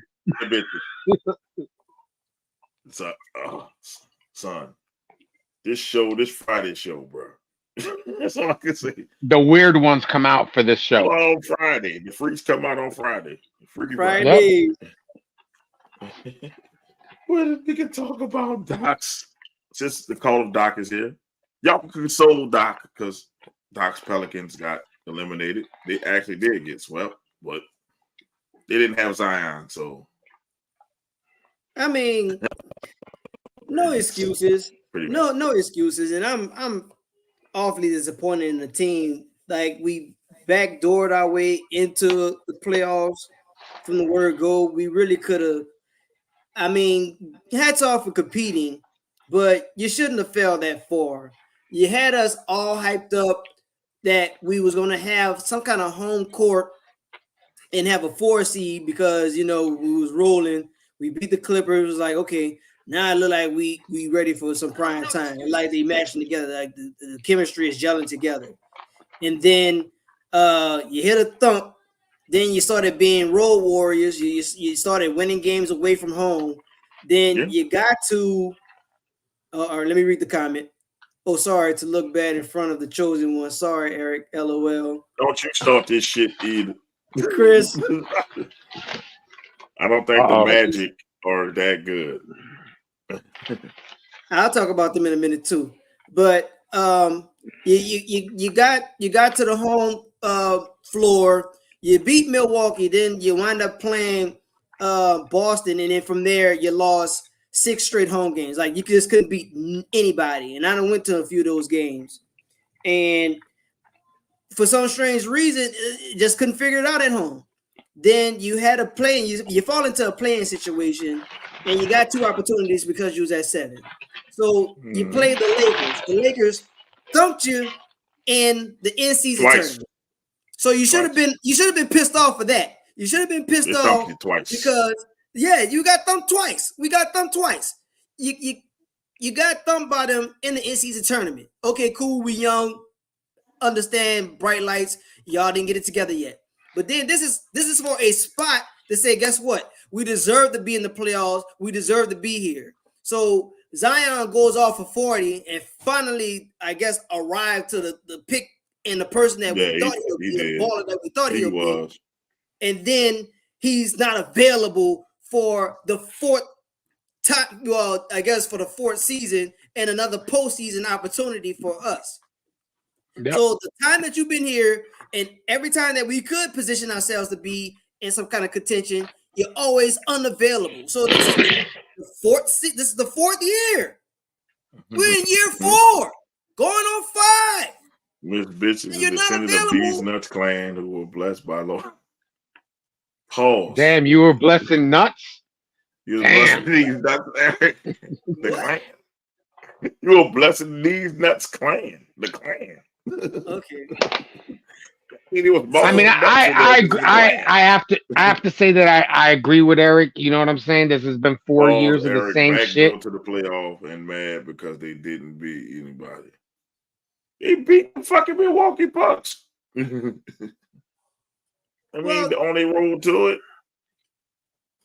Well, ultimately, what I'm getting, this is where your legacy is, going to be written. You have to compete to win. Like you're just out here giving us, good feel-good moments because you win regular season games. Okay, great. This is one of the, the top wins we had since we named the franchise the Pelicans. But since we've been the Pelicans, there's only been 2 advancements. This has been 10 years down the line. We became the Pelicans in 2013, and I can only say we got 2 advanced wins. That's it as a franchise. I'm hearing the pressures that we have to get better. We've been past that point. When Griffin, I think it's time to get rid of Zion. I'm sorry to say. No, I wouldn't say get rid of Zion. It's time to get rid of Brandon Ingram because he didn't chill the fuck up. That's what it is. Well, and that's where the town. That's what the talk of the town is. The talk of the town is moving Ingram. But now moving Ingram does what? Because now we're back at the drawing board. Now you put the team. I mean, you can get some. You base the team around Zion. But what do we do with the chemistry? The type of player that you can get to come down here. Why didn't y'all play Jordan Hawkins more? He can actually shoot the fucking ball. He can. I have no idea. Y'all might need to get rid of Willie Green because he does. I know it may be that too. I know he doesn't do adjustments well. He is horrible at adjustments. And you're right. He really don't. But here's the argument that the front office will look at. The front office is going to look at the trajectory, and the trajectory has gone up every single year that he's been the coach. No, he started off at 30. I want to say it was like 38 wins. It was 38 wins, 42, and then 49. So every year he's going up. He's improving in wins, but the team isn't doing anything with postseason when it trying to contend in the postseason. So he's a regular season coach. He's Peyton Manning. He might be. He might be. Like you might can stick to mid management, but I'm. This is me as a fan, and I love Coach Green. Like I like what you do for players, and I mean I like the fact that you have your start as a head coach, as being the head guy. But no, Anthony, I don't work in a hospital. But you just might be mid management. The Stroke brothers that ain't played. Who the fuck is the Stroke brothers? Are you talking about the Antetokounmpos? I don't know who the fuck the Stroke brothers are. I never heard of that. The Splash Brothers, and you making fun of the Splash Brothers, but Splash it wasn't there either. Who the fuck is Stroke brothers? Who the fuck are the Stroke brothers? I have no idea who the Stroke brothers are. I don't even want to know who the fuck is Stroke brothers. Matter of fact, answer. The Stroke brothers, Johnny Mandingo and somebody else. It might be some crazy shit. But Coach Green, like the only thing that I can say, like the highlight of what he's done so far is him in that in the interview where he tells the team they have to fight. Like I get that, but now it's time. Service anymore. Everybody keeps banking on the fact with what Drew Brees came in the door. Drew Brees got this phrase that's out here saying, if you love New Orleans, you put all in New Orleans will love you right back. And that's true. Like we are very, quick to love somebody or something. And it's just what our culture is. Not this New Orleans. Well, yeah. I'm just saying overall, as a culture, like I mean, gotta earn my trust. Like I got trust issues. We do that with local celebrities. We do that with news casters, this, that, and the third. And we love our sports teams hard. Like, and I'm not gonna pause it. I'm not gonna do that. I'm just gonna get my thoughts out. You're the only one calling the Stroke brothers, bro. They say Hawkins and Murphy. Shit, Murphy did play, but you're the only one calling that shit. Man, call them Hawkins and Murphy. Yeah, they ain't been named yet. They ain't been nicknamed yet. They nicknamed the Stroke brothers. I'm like, who the fuck is the Stroke brothers? Right.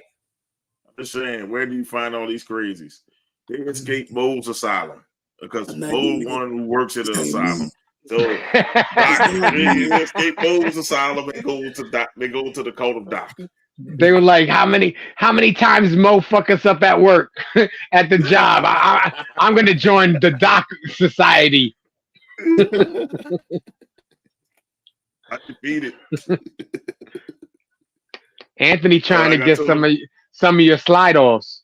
Listen, I told him last night.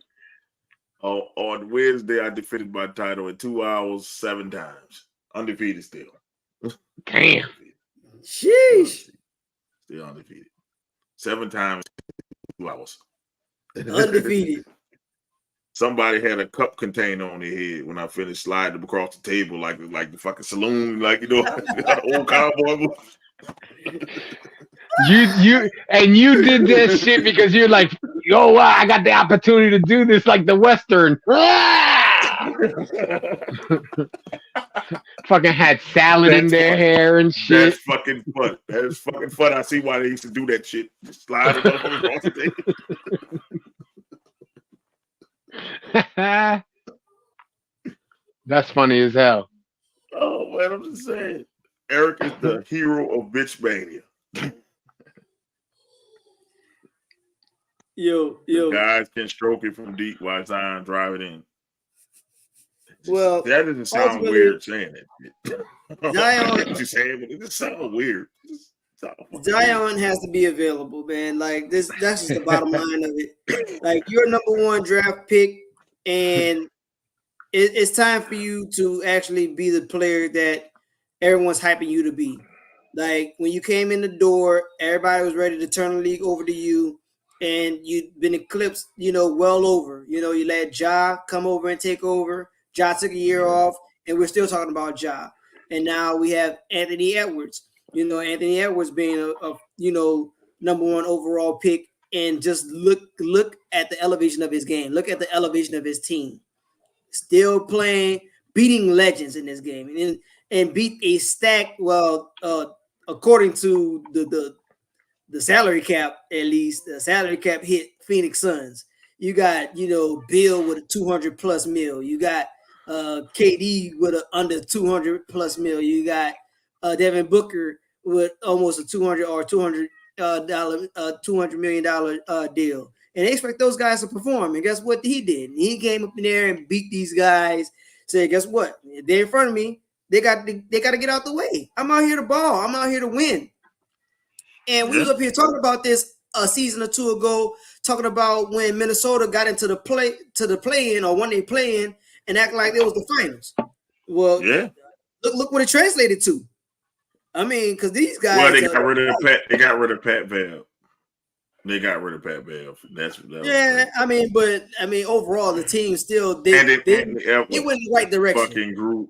Andy Edwards fucking grew up. That's what the fuck happened. Because the Minnesota Timberwolves are still soft as shit. Andy Edwards is the reason why they fucking won that fucking series. The rest of the fucking Minnesota Timberwolves ain't shit. You can say it right now. It's Andy Edwards and the Timberwolves. He is David Ruffin. He's David Ruffin. Anthony Edwards made what's his name look like he can't play no D. He was killing KD. He killed on KD. Right now it's Luka, but in the future it will be Anthony Edwards. But it's like that. It's like I think Luka and that other kid, the kid from Oklahoma.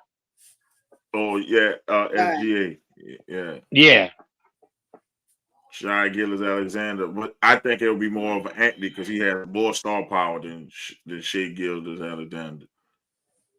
Anthony Edwards can beat the Nuggets. If the Timberwolves can beat the Nuggets, you can say he have arrived. Yes. But Carl Anthony Towns got to play like a fucking man. Because Gobert cannot check Jokic. Well, no. Here's the thing. Now, and that's the thing. Anthony Edwards is making Carl Anthony Towns much better because Carl Anthony Towns is a talent as well. So I don't agree with the statement talking about it's just Anthony Edwards. Man, look, it's just Anthony Edwards. Because Carl Anthony Towns there too. But Carl Anthony Towns is soft. And I don't get down with soft people. He's soft. But here's the thing. Capital S. He always gets himself in foul trouble. And then it's unwarranted. He is a dumb ass player. I'm sorry. I think Cat is overrated. He gets himself in foul trouble for no reason. Sometimes you could just let a play happen. Like I'm not saying keep letting it happen, but sometimes you could just let it go. You don't have to call yourself to get out the game. You collecting your third foul, and we only 4 minutes into a game. You don't have to do that. You don't have to play like that. I think it's more of Rudy Gobert, like being a defender, but Gobert can't. I think he's too clumsy for Jokic. It's gonna be a good series. I think he plays too fundamental. Jokic. For Gobert, but I think Carl Anthony Towns will be the key of this series, but like I said, it's Anthony Edwards killing KD that won that fucking series. Yeah, he killed him. Fucking just took it over. He didn't say, you know what? Give me the ball. Y'all just watch me. He killed KD. Brutalized KD. He murdered him. It was a murder. I mean, and I thought I would never see that. I have never seen anybody do KD that. It was like he couldn't play D. He was just blowing by him. Like, but I guess we so falling in love because KD, and let's just call a speed a speed. KD ain't been that KD since he left Golden State. And Since maybe it may be a time. It might be a time to actually review going back into an old team because ever since you left Golden State, outside of that 1 year in Brooklyn, where have you advanced? When have you advanced? He's been good since the Warriors. That year in Brooklyn was when he got cheated. I'm sorry, it was like an inch on the line. That Giannis shouldn't have won a fucking championship that year. Well, Giannis got him a championship. So we're gonna talk. I'll say he should have won that one because it was like a 2 on the line. I remember that because I was in my bachelor party in Vegas when that fucking shit happened, and it was like right there, and everybody thought KD won it, and I think that took the last. And I think he needed to stop trying to build a super team. Just get a team build it. Now, I would honestly take a good look and say, you know what? Let me finish my business where I came from. Either you choose Golden State or choose OKC. OKC. You can go to OKC because OKC is just, it's just nothing but youth. And all thing you got to come in there. And all thing he may be, but guess what? You ain't got to do nothing. No, I'm saying Golden State is old. I'm saying Golden State is old. That's why I would Golden State is old, but you could give it one final run. One final run, you keep the core there. You say Durant to the Pelicans. That would help the Pelicans. That would definitely help us.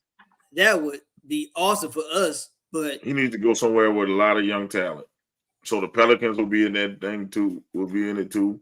But if he goes to the OKC, back to OKC, he could come back to New York and be a Knick. I'll take him as a Knick. Because you think about it, he doesn't have to be the number one thing because Brunson is carrying that team. He doesn't. And you guys are already young. I think he's pigeonholed to the Suns because they decimated their team so much. He's going to be a Sun until that contract run out. Well, or like the Knicks got I think 7 number 1 draft picks next year. I'd offer 2. Put it this way. Thank you, Pistons, for sucking again, so they don't take our fucking draft pick. That's one less than fucking Knicks don't have. Fuck you. But I'd rather see my team in the playoffs than sitting in the Bahamas. Don't worry about it. We good. The Bahamas is good. Like Golden State really to see your home team. Yeah, it's because they should have got rid of Clay. That when he first came back, they should have traded. Should have traded him. You know what? I mean, there's no one that's gonna really want to pick him up now. No, now I'm talking about. I'm talking about when he came back from that injury. That was the time for him. That was the time for him. But trade to the Lakers. Lakers would have gave you their whole future for him. I don't know, but KD to Philly with Embiid. I don't think Embiid gonna stay in Philly. Embiid not staying. I don't know. In the interview the other day or yesterday or today or whatever, they interviewed his ass and he was talking about how they want to build around him and Maxey. Yeah, it sounds nice. Kyrie Irving said the same thing about the Celtics. But Kyrie is another runner. He don't stay with no team long enough. But he gonna stay with Dallas because Dallas is like that's perfect fit for him. Dallas, the perfect fit. He finally got to the perfect fit. so far. Until he gets jealous. Until he gets jealous of Luca, and they'll have problems. No, I think they fit Luka. because Luca he can assist, and they allow Kyrie to be the closer because Kyrie is the closer. And Luka is so laid back. Like when the Clippers got up in that series, Luka did a real grown-up move. Like Luka was like, you know what? Kyrie showed up. I think Kyrie dropped like 30 plus, and Luka was like at 20, and he was like, I wasn't there tonight, and I felt like I let him down. And I mean, that's a big move to do that, in the middle of a series. Usually, when things like that happen, you figure it out behind closed doors. You mesh together, and you find out what works. You come out that series, and then you can start talking and be like, you know what, in that series, I wasn't showing up, but we had a conversation, and now we on track. Like we know what the goal is. But he came out, while they're still in the middle of this series, and he admitted it. It's like, you know what? I let Kyrie down.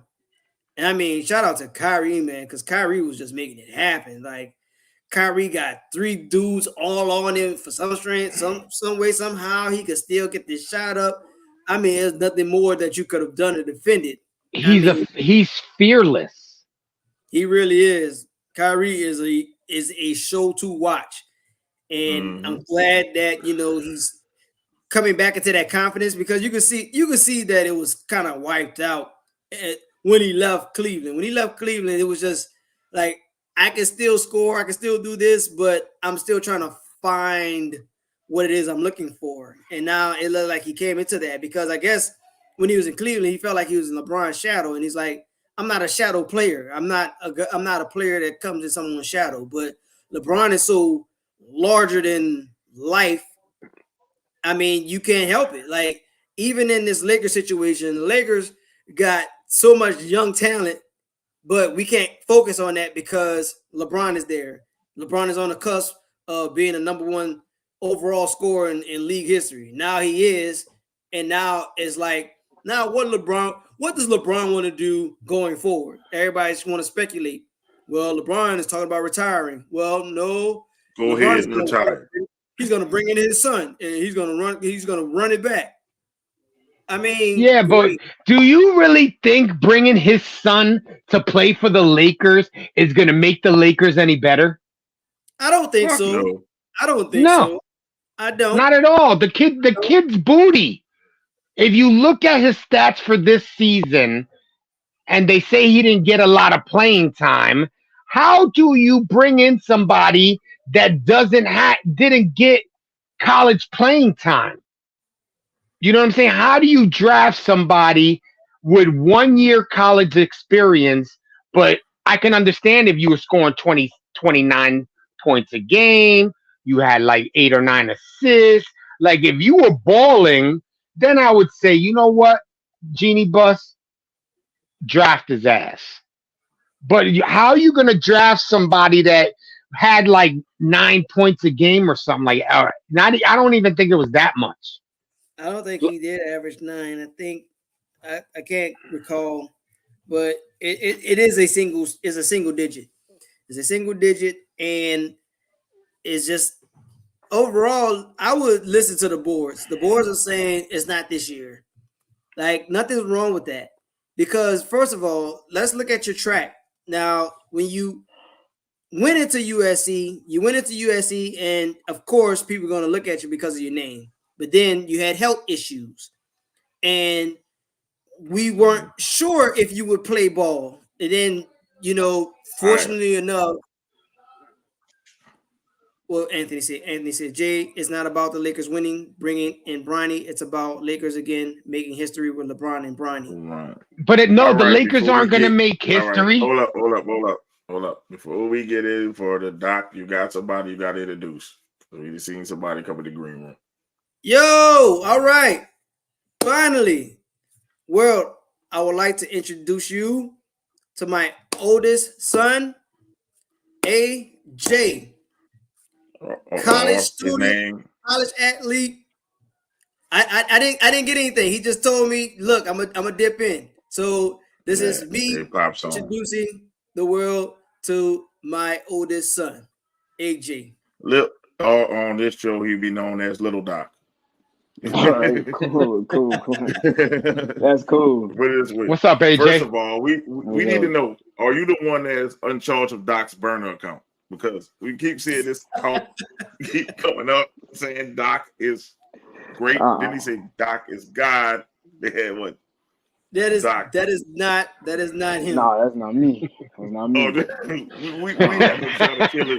That's not me. Because for the longest we thought you were doing it. Nah, I wouldn't do that. That ain't me. Your father has a fan club. I see that. I see that. Yeah. Welcome to the show, man. Thank you. We was talking about the Lakers and Bronny. That's what you were talking about, huh, Doc? Yeah. Hot topic right now. Very hot topic. Very hot topic. But finishing my thoughts with Bronny and what's going on. So his trajectory was getting into college. He got into college and we wasn't sure that he would play ball because he had health issues. And then fortunately with advancements in modern medicine and where he is in the world, LA gets the best, or those who study medicine in the best hands that's pretty much in the world. And he was able to come back. Now, I don't know much about USC's program, their basketball program, but it appears that, they had a player that they could rely on and the guy that was the face of that program. So maybe it didn't fit to what LeBron has trained Bronny to do. And I haven't seen much of Bronny's game since he's been, an All-American. The McDonald's All-American. So I really don't know. Hopefully, he would go to another program, another year in college, and we get to see exactly what how did your dad raise you? What did you gain from your dad's expertise in him putting you, in the gym, having you working out and putting you around, premier talent? Because you've been in these groups, you've been in these AAU groups. Because I'm not. Yeah, but he was never the star of the AAU groups. You know what I'm saying? He was on a team with Carmelo Anthony's son, and Carmelo Anthony's son was killing it. Like, Bronny is going to be, if he's going to do anything in the NBA, he's going to be somebody that passes the ball off. He ain't going to be anybody that you're scared of to shoot the ball. I don't think so. The best shooter is Bryce. I keep telling people the best shooter is Bryce. It won't be Bronny. All right, AJ, would you chime in, man? You gonna just be sitting back? Well, personally, my viewpoint on it is that I think Bronny is sculptured different. Like, LeBron has him in a different. His IQ for the game is different and everything. And like you say, I agree that he's not one of the main scorers. USC didn't use him as that, and he didn't put himself in that position. They used him. He used himself as like a pass first type of guy. So I feel like, me personally, it's another program might could work, might could get a spark in, might could help him, but I feel like he could really break out of nowhere. I really feel like he could, because it only takes one summer. I feel like his IQ is outstanding, better than any freshman in the game. His IQ is like, it's ridiculous. You just got to see him and see what he's doing. So I feel like he can have a breakout season anytime. It's just, when is he going to want to do it, though? Bronny got to be the one that, hey, I'm trying to score now. Like, I'm not trying to sit back and let my team do it. It's like, I need to score. I want to show people that I could be. And then there's also pressure with being LeBron James's son. Like, so once he get all that noise out of his head, I feel like he could be unstoppable. I can already tell. I like Bronny personally. I really do. That's really. I agree with that. I agree with that wholeheartedly. And like I said, I really would like to see him transfer. And I mean, I really don't know what program he'll go to. Ohio I just State. hope that go to Ohio State. Let's go. I hope to Ohio State. Yeah. That's a good. That'd That's a be. good choice. Just go be a guard in Ideal. Ohio. He'll be protected in Ohio State. But Go couldn't to Ohio State. he could get drafted and go to the G League, and he could polish himself down in the G League. Well, the G League is breaking up the Ignite team because of the NIL deals. So it's best to go to stay in college because you're getting paid now in college. You might as well stay in college. And I think he got $4 million this year. Yeah. He got $4 million and didn't even really ball like that. He got $4 million because of his last name. Well, I'm not even gonna put it on his last name because the kid has talent. He really does. And as AJ alluded to, he has an IQ of the game, and it's matched with his dad because his dad is really intelligent when it comes to the spacing of a floor, where guys are going to be, where guys are supposed to be. I mean, LeBron, honestly, and I'm not trying to take anything away from Bronny, but if LeBron put into his sons what he's capable of doing right now, because I mean, LeBron will literally read the game to you the way that you're watching it. He will tell you possessions like he's reading it straight out of a book. That's the type of intelligence LeBron has. And if he passed that to Bronny and the way Bronny carries his game, if he's like, ooh, I know this dude, I know I got a good wing that's already waiting right there. Like, I'm going to get to this space and it's going to make my man react. It's going to pull a defender away from this wing and I put out this amazing assist. Like, and I mean, he's been around so many players that's just awesome at it. I wouldn't be surprised if Bronny equipped that in his own game. Like if he become a Magic like, and I mean Magic was just that. Like Magic just, it's like the ball. It's like he had the ball in his hand, but it was never in his hand. But he was just amazing, making excellent plays. Right? Do not sit there and compare Bronny James and and Magic Johnson. I'm not trying to compare the two. I'm just saying. I get what he's saying. If he puts that in his bag, then we're gonna look at Bronny in a whole different light. It's not gonna be, oh, he LeBron's son. It's gonna be, that's Bronny James. But this is the same thing that happened when Bronny was in 8th grade because Bronny they didn't see him go out as high as the other NBA stars and sons, and they seen like Bronny. They was worried like in 8th grade, like, oh, Bronny's not gonna do this in high school, or he's not like LeBron or things like that. And then like Bronny showed him in high school. Bronny's just like that. It's just he's just developing. It's just a natural development. Hopefully he do develop soon though, because as being young, like you only got so much time and people are looking, like eyes are on you, but it's like also take your time, but also realize that you have a big name and it's time to really form into your name and do what's best for your program, because just to transfer, that's not, like, I know that's the trend or whatever, especially with my generation, just to transfer, but like, nah, let's stay at one place, really develop your game, and then go shine, and then show people what you could really do, and then you get into the league and do ball there too, because it's about the end goal. You want to go to the league, so you got to show people you want to go to the league. This ain't college. You worry about the league. Like, your mindset needs to be on the league. You shouldn't really be on college. Like, college students doing that, you need to be worrying about the league, because that's where you want to go. That's what you say you want to do, so that's how I got to be. He is not ready for the league, so I hope he not right now stays in. He needs to stay in college, maybe 3 years. That's what I can tell you. He can't. He needs at least about 3 years, because I just think he needs at least three. But can his father's body hold out? Well, his father's gonna have to give up on that dream. Well, because Bronny got to do what's better for. Look, I'll tell you, I already said. Look, I already said that last full show. I said you can't do you can't always follow your father's footsteps. You could be similar. You have similar paths, but you got, at the end of the day, he's an adult now.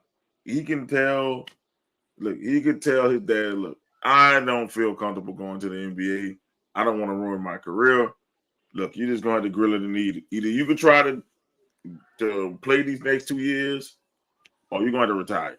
It's on you. Or LeBron, if you so adamant about it, take a back seat. Go to the bench. Go to the bench. He can't do that. He can't do that. He ain't gonna do His that. mentality is Ego too big. Yeah, Ego like too LeBron's big. not doing that. If you sitting LeBron down is crazy. Like I wouldn't. LeBron can't even sit himself down. He's too hungry for it. He's not about to do it. I'm like, LeBron is gonna be like 41 or 42, maybe, when his son come in the league. If it goes my plan, who gonna really risk that for a 42-year-old LeBron? Like, you know what? I'm gonna pick up Bronny, who might not be ready, just so I can get LeBron for a year. Right. That's what you're doing. You rent LeBron for a year. And then for a glorified Doesn't make sense. farewell tour, Doesn't make sense. He talked about he's not going to do it, but there's no way. LeBron would literally have to say, you know what? I'm not coming back. He would have to do like a Michael Jordan. Mike was just like, Mike said, I'm not coming. And people was like, what? Like, you literally going to have to take the world's breath away and be like, I'm not coming. And you understand on it. You have to stand on it. You can't be like Brady. Brady said, I'm out. And before you know it, it's like, yeah, I tried. I'm coming back, yo. He's already talking about maybe coming back this year. So you got to pull the plug at some point. You literally got to take us out of our misery.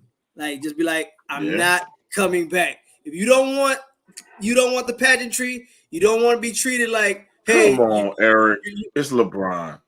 All his whole career is about LeBron says. I'm going with LeBron said, because LeBron. We're talking about the same man who's been on the first page of the autobiography of Malcolm X for 20 years now. Shit, every time we see him reading the book, it's the same. Everything he does is for pageantry. Listen, he scored 40,000 points. They lost the game. He beat Kareem. They lost the game. Big thing. Everything with the pageantry, though. You really think he's not going to do his victory lap around the league his last year? It's LeBron James. He's going to expect every team to give him something. It's not like KD. KD is kind of low key. I'll give KD that. He might just walk away one day and say, you know what, I'm not doing it. Well, yeah, KD, he's already set that up. He set that up like when he came in the league. So, like Carmelo. Carmelo went away quietly. Like, he went away quietly. No pageantry. LeBron James is going to fucking pound his chest. Talk about, I'm the greatest for that whole year. You're going to have LeBron packages every city he goes into. Every city. He's going to have the Nike commercials. He's going to have about 3 Nike commercials giving them his farewell. They're going to fade to black and whatever clever marketing plug they got. He's going to rip off Kobe and say, the king out. He's going to drop the phone, drop the mic. The king out, like Kobe did, walk out. Yep. I give LeBron his roses, though. Like, even the fact that we even talking about this, like, maybe playing with your son, I think it's amazing. Like, that's a Michael. It is, but is it a little bit selfish, though? Because it's like, maybe that's not your son. Oh, yeah. You're trying to strong arm. You're trying to strong arm a team to give up one of your, because if he's gonna go, he's gonna be a first round pick. So now you're giving up your, and the Lakers don't only have maybe 1 or 2. They don't. So you're 2027. Yeah. Yeah. So you're gonna give up your 1 pick to invest in a kid that hasn't proven himself in college yet. Has he proved himself in high school? Yes, he has. Yeah, He's played against the best high school kids in the country.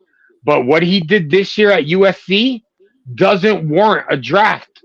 But a draft pick. He is coming back from a heart condition. And also, I told you, he is going to be different from his dad. He's going to be more of a defender. Because his dad can't guard shit. I'm sorry. He can't. His dad can't guard nothing. Like, we just talk about it, Jay. His dad is the best.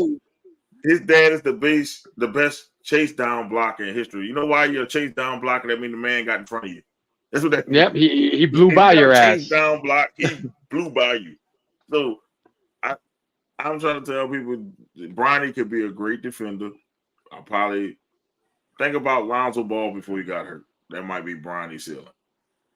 Well, he was a really good player. Like the Bulls were good. No, and we talking about Lonzo. Lonzo was a menace.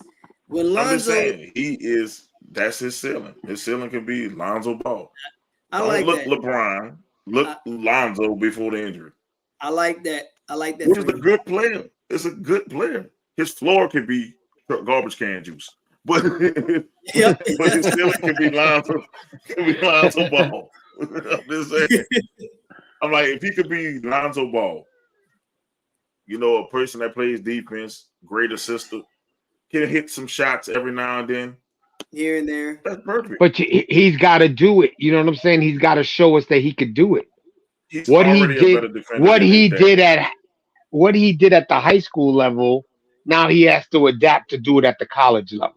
But he And then already plays great prove defenses in college. He proved that he could play defense in college. He proved it. He was a great damn defender in college. Yeah, but that division that USC's in is probably not a very strong division. I'm going to Ohio State now, I think that he's going to have to ball. If you don't ball in Ohio State, you're a goner. You know what I'm saying? College is college, Jay. It's like he proved he could deal with people in his level right now. He's quick, he's fast. Yeah, but you don't get drafted for defense unless you're shut down defense. Well, I'm saying you can get drafted for defense. Shit, people want nowadays. You want scoring too because that's what they want to do. Everything is shoot the lights out. His name is LeBron James Jr. He's gonna get drafted regardless. Yeah, it's gonna happen. He's gonna get drafted. Shit. It's gonna happen. I don't know if he'll go big though. Jordan Love might reset the market. That's because of all the other quarterbacks like Burrow and them already got their money, so he's up next. So then the next person after him gonna reset the market. That's how it goes. That's just how it works. Bronny needs to transfer from USC. I don't even know why he went to USC. He's in the portal. Supposedly, he's in the portal, but he's also leaning towards maybe going into the NBA.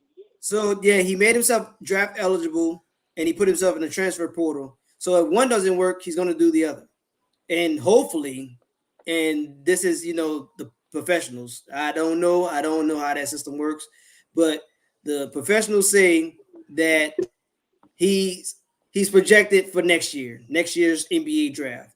That's where your prospect is. You got to wait a year. Now everything comes out to what happens with LeBron Sr. because it feels to me LeBron Sr. has a lot of sway in the situation. And I mean, overall, I want to see what program you go to, because if it's a program that's, blue chip, then you're not going to get your shine on until March of next year, because that's when we really got eyes on you. Like, we'll pay attention and we're like, okay, cool. This program got 30 some odd wins. Great. But then it's going to come down to the tournaments, like the conference tournaments, and it's going to come down to the tournament, the NCAA tournament. And what does the team do? Like, will the team be exciting, or will the team be like, oh, we got eliminated by a Cinderella team, Yeah, this way, like I said, Ohio State is the only way you need to go, because they wasn't in the tournament this year, so that means they wasn't that good. Mm-hmm. You can go in there, be in the name, and people will be watching Ohio State games to see how he do. He's from the area. People gonna give him more grace if he goes to the area. Yep. And that's the best way you need to go. You just need to stop thinking what his father thinks at that age. You know what? Pops, you don't know what's always was best for me. Sometimes you gotta say, you know what? Me going to the NBA right now is not what's best for me. Well, he already ventured off the path, because he's the first male in his family to be in college. So you already got your own trail going. It's just a matter of what happens. Bryce is going to be the beast. Bryce got LeBron genes. Brian got his mom too much of his mama genes in him. I'm just saying that's what happened. It happens. He got Dude, look just like his daddy. Who he talking about? He look like his mom. He got his mama 60-40. He's like 60-40. He got 60 LeBron, 40% his mom. Bryce got 90-10. Bryce gonna be nice. I can't wait to see his season. I think when he matures more and he does a couple of years in college, I think Bryce is going to be like a name in the NBA more than Bronny. Basically, you're telling me Bryce is going to be LaMelo Ball to Lonzo because LaMelo is the star. Lonzo's just solid. Yeah, but I mean, hey, if you're in the NBA and you're scoring and you're a star, fuck it, I'll be a star. Yeah, I'm going to say how it usually happens is the younger sibling is the one that usually have most of the talent. That's how it goes. I don't know why it happens.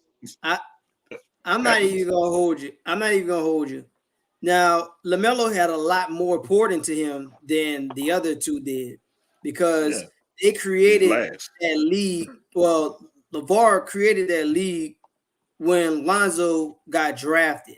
And I'm not saying Lonzo needed it, but LaMelo had his own league. He went across seas, dominated over there because dudes wasn't doing what he was doing. Like LaMelo was just faster. I'm not gonna say faster and stronger, but he was faster and a lot more talented than his competition. So his competition, they're playing him like they had their Rocky preparing for Drago moment to prepare for LaMelo, and LaMelo was going in there with a C+ attitude. Like LaMelo just knew he was better. He's just like, you know what, I'm here. Or if you want to put this in movie prospects, think about when Monica in Love and Basketball, when she was overseas, she was like, I don't know the lingo, but I know how to ball. And they was like, give the ball to you. You know what to do. And that's how LaMelo walked in there. LaMelo was like, okay, cool. I'm gonna just go over here. I don't know the lingo, but I'm gonna sit out here and ball. It's like this. The oldest one is always the hardest working one because he's the first. The middle child always just is the fuck up. It's always just there. The middle child is just there. And the youngest one is the prodigy. That's how it usually happens. That's how it usually happens in families when you have 3 kids. In Lonzo, Jello, and Melo case, it's Jello because Jello messed up so bad. Jello should have been a football player. He's too damn big to play basketball. Like, but Jello, man, Jello. But that's what I think made LaMelo so great. Like, cause he got to learn from his brothers and he got to play with his brothers. And it's like, say, bro, this is the avenue I'm taking. So you taking from Lonzo's plate, like Lonzo's work ethic. You got, somebody who could match up with you with your middle brother, and then all that you got to do is just take the best of those two and come up with your game. And then with all that invested into you, you build up this big following. So you got a following from having the store, having the league, going across seas. Like everybody was poured into you. Not everybody knows you. And poor Lonzo, like Lonzo came in the league. Look, I'm gonna have my name in the rafters. That's all that and fine and dandy. But then he got to the Lakers, and the Lakers just broke this man down. Like he shouldn't have wore them cheap shoes. He wore them cheap shoes, man. He wore them shoes. He wore them cheap shoes, man. So much expectation, and then the situation with the shoes. AJ is Doc's son. I thought you was called a Doc, so you should know Doc's son. That's Doc's son. So here come. If Doc is the king, sure it's not you. If Doc is the king, that's and AJ is the prince. Yes, and Bronny is a business administration major. Bronny's doing business administration, so he could do that anywhere. My hat can feed. Oh yeah, definitely. What are you? Listen, see, AJ, this is what we talking about. Here come that coach stuff again. It said that Eric's hat can feed a whole village in Cambodia. I don't know. I don't know. I just work here. Bless Eric's heart. AJ is Jesus.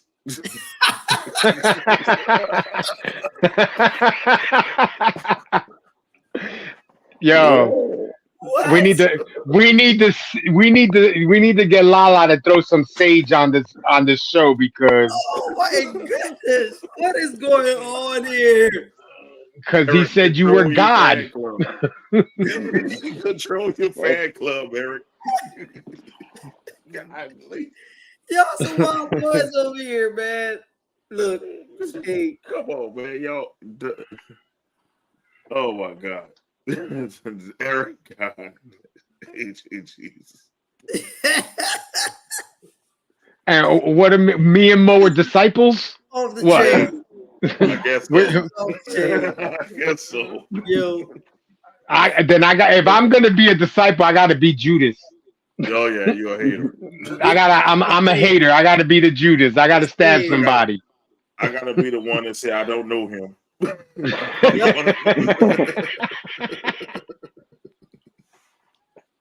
Oh my God, man. oh, So man. AJ, I got a question for you. What sport do you play? Football. Football. What position you play? I played at my old school that I just transferred from. I played DB, but I'm transitioning to wide receiver, and I want to Wide be a kicker receiver? team too. Yeah, All right. That's what's up. And yeah. how's college life?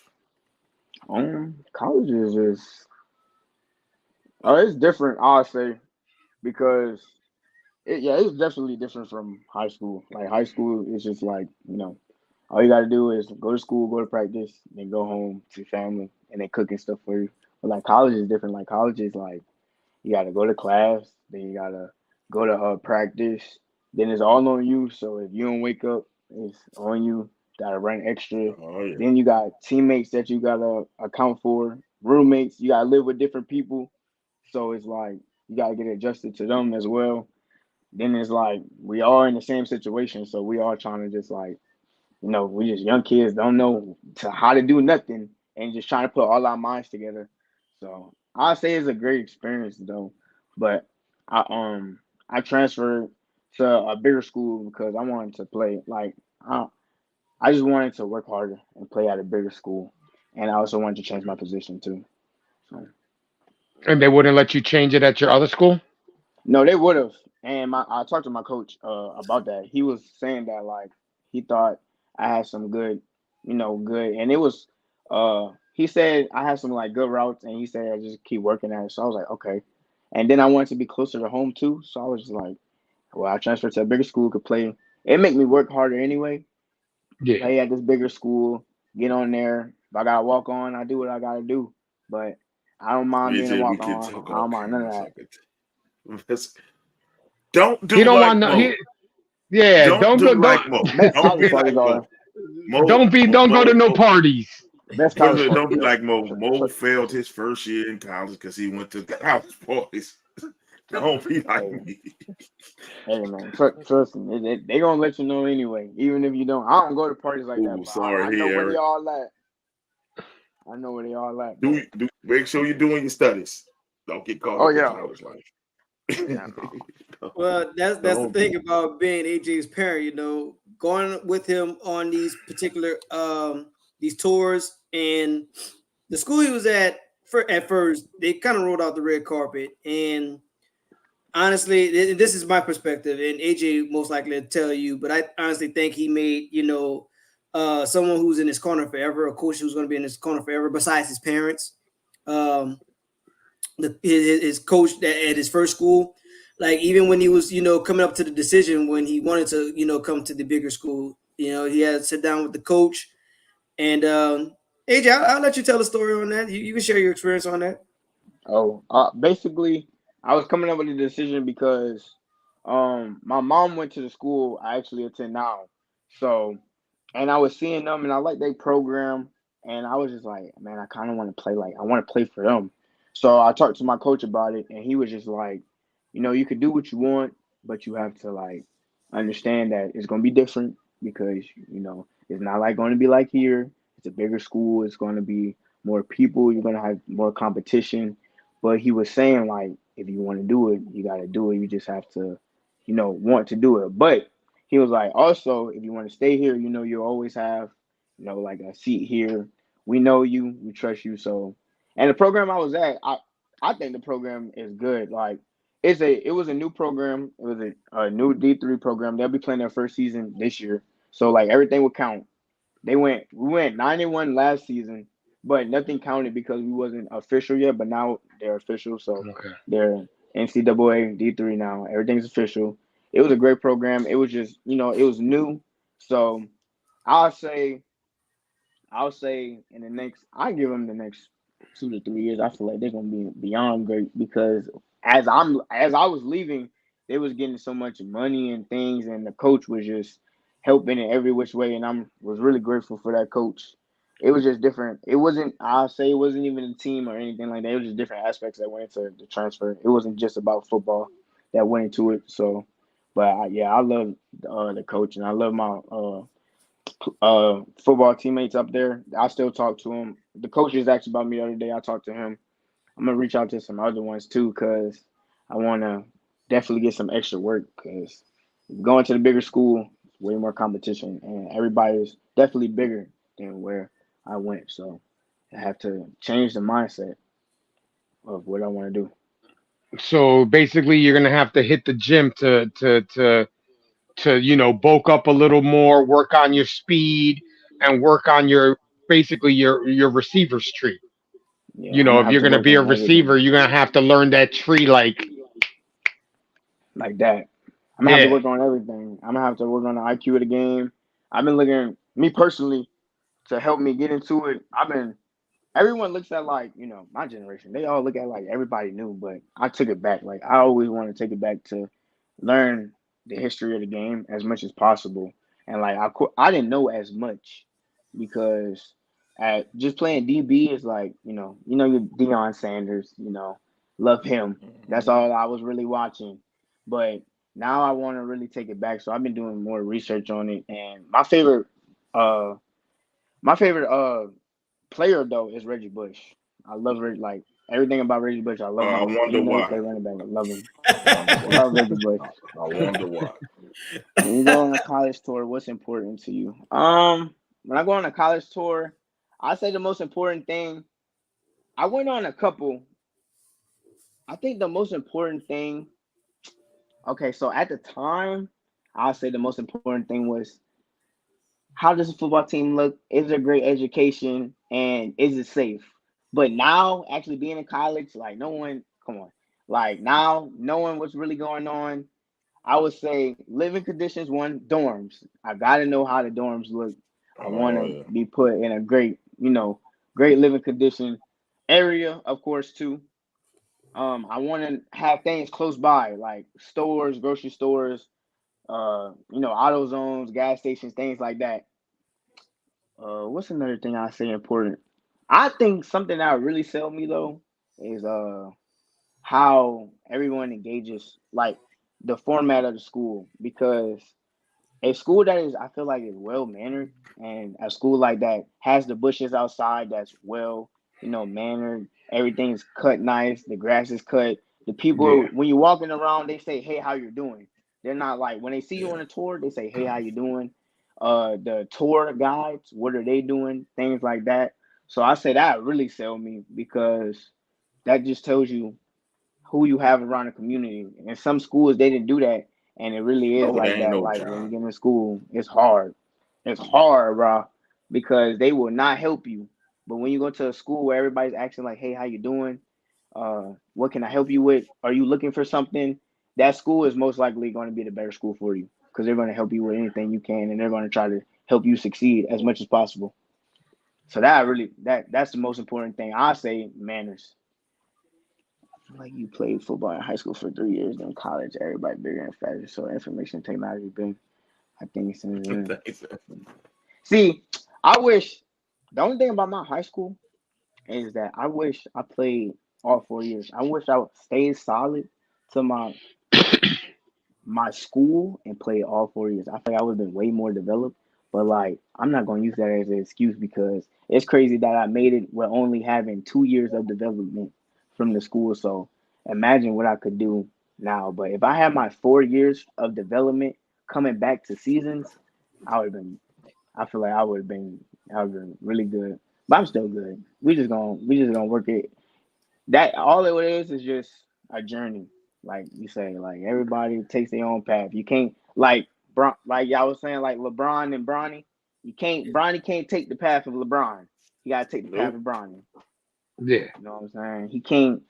LeBron was like that to go to the league. Like it was a blessing for him. He was good. He had it. Bronny, not right now. You don't necessarily have that right now. I feel like you should develop more. So I think of the same thing as if myself. Like, okay, these guys went here, and that's cool. They are these big SEC schools. That's cool. They transferred there because they developed and they are been there. That's their journey. But for me, I have to start small. That's why I went to the small school first to see how that was. I really see how it was. Now I'm like, hey, I think I could take my talents to a D1 school. So you went to a D3 school first and played a year and then transferred out? Yes, sir. Yes, sir. I played. Well, I stayed there for about 6 months, and then I transferred within the semester. So after I only went there for one semester. All right. So you went the semester during football season, played your season, Hmm. saw how good, even with the team that you had there, saw how good it was, and Hmm. said, hey, hold on a second. I think I could take it up to the next level. Yeah, cause me and my friend was talking about it. Like, man, I have a good friend. Me and him talked about it every night. He was my roommate, and he was just like things is when we first got there, it was like amazing. Like we were just clicking on a whole nother level. I was the cornerback and he was my safety. So having him, it was just that man is very focused. When it comes to football, he's focused. He's always gonna have the game on. He's always gonna have a book about football, something like. So I loved Talking about having D. him as my roommate. Now I'm talking about Cedric. Okay, okay, okay. Cedric, he man, I loved having Cedric as my roommate. He really helped me. And then another dude, he was a wide receiver. He was my size. He played at LA Tech, and he came from the big school, and he came to our school. And I was talking to him too, and I was like just couldn't understand because it was like, why you was at the big school, like he had all these offers. He came here, but talking to him, I really understood too, and he's amazing too. He really gave me the confidence too, because he's my size and he had the offers. And I've seen how he training with him. Now it's time to take it up another level, do what he was doing and do more. And now that the schools are doing like, kind of like I guess charity games where like the smaller D1 schools are playing the bigger D1 schools, I look at it as I want to be as good as the bigger D1 schools because if we have to play them anyway, why not be on their level? I don't want to be on the level of. I want to be a level of LSU. You know, I don't want to be a Yeah, you don't level you of don't want to be Alabama. a pushover. You don't want, just Exactly. because you're the smaller school to be let's say weaker.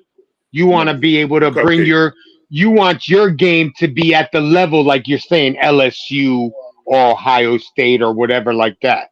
Because this is our opportunity. Like people see it as like a charity game, but it's really our opportunity. Like you don't understand how many guys from the smaller schools show out, and the Hmm. coach after will, hey, I like what you did out there. Give me a call. And then boom, you went from a smaller D1 school, and now you're at LSU. It just takes one person to network you into it. So it's like it's just how you view it. Everybody gonna be like, "Oh, we're gonna lose this week." It's not about losing or winning. It's about networking. It's a business thing, man. Use it as a business. Like use this opportunity for yourself and for your team. Not even just for yourself though, for your team. Hype your team up and get them to understand the business aspect of it, not just the oh well, they're LSU, they're gonna beat us. Like okay, it doesn't matter if you win or lose. It's about a business thing. Show your talents. Show what you can do, and then you might even win because it's not always about who's being better. It's about a strategic thing. You can win. Doesn't Yeah. matter. So it's Mhm. just strategic, man. That's what college taught me, though. My first year, though, I'm only 1 year in, so This, I'll be. this This is this is only one only year year in, one. so I'm This, still a this is baby. only year one. I'm still So a baby. Still Eric, a you must baby. be proud. It's okay. Fathers cry for their look, sons. look, hey. I'm still a baby though. I'm still. You didn't see I'm that still big learning. Kool-Aid smile when he was talking? Or you see the teeth from there? You see me smile the whole time because I can't tell you how proud I am of this young man. Like it's an everyday thing. No, And as long as he keeps that attitude, he could go Yeah. way beyond the where he thinks he could go. You know what I'm saying? Where he could like the energy that he's given off from what he's saying, you could tell he has passion for the game, and that's what you need. You need to have passion, and the I, fact that he's willing to work that hard, I can see him going a lot farther than he even imagines himself going. He just got to stick to that mindset, work hard, do what you got to do, and it is a business. You have to basically sell yourself. So you're Right. gonna have to take it to another level. so I appreciate that, hater. It's a hard side of the game, but it's okay. There's so many people out there though that like, man, like noticing going to college and like seeing the people that don't play or like the people that could have played in college but they didn't, and like seeing them just outside throwing the football, I just like, bro, like these dudes are so good. Like it's not about like it's strictly a business. Cause these dudes, some dudes are so good, like better. They will take any position out there. Like they'll take anybody's spot, and they just don't get it sometimes because it could be grades, it could be just a confidence level, it could be just not wanting to take it up to another level or doing not wanting to do more than they want. But it's really about experience. That's something I wish I had more of though, experience, because I feel like the kids that had more experience they do better because they've been in this spot longer and like they know how it is. They felt the nervousness already. Like they know how to control it. They can channel it in. So that's one of my biggest things though. Like once I get my experience down, I'll be good. Like I said, not heart to heart, AJ. It's more than one path. It's not this one beaten path.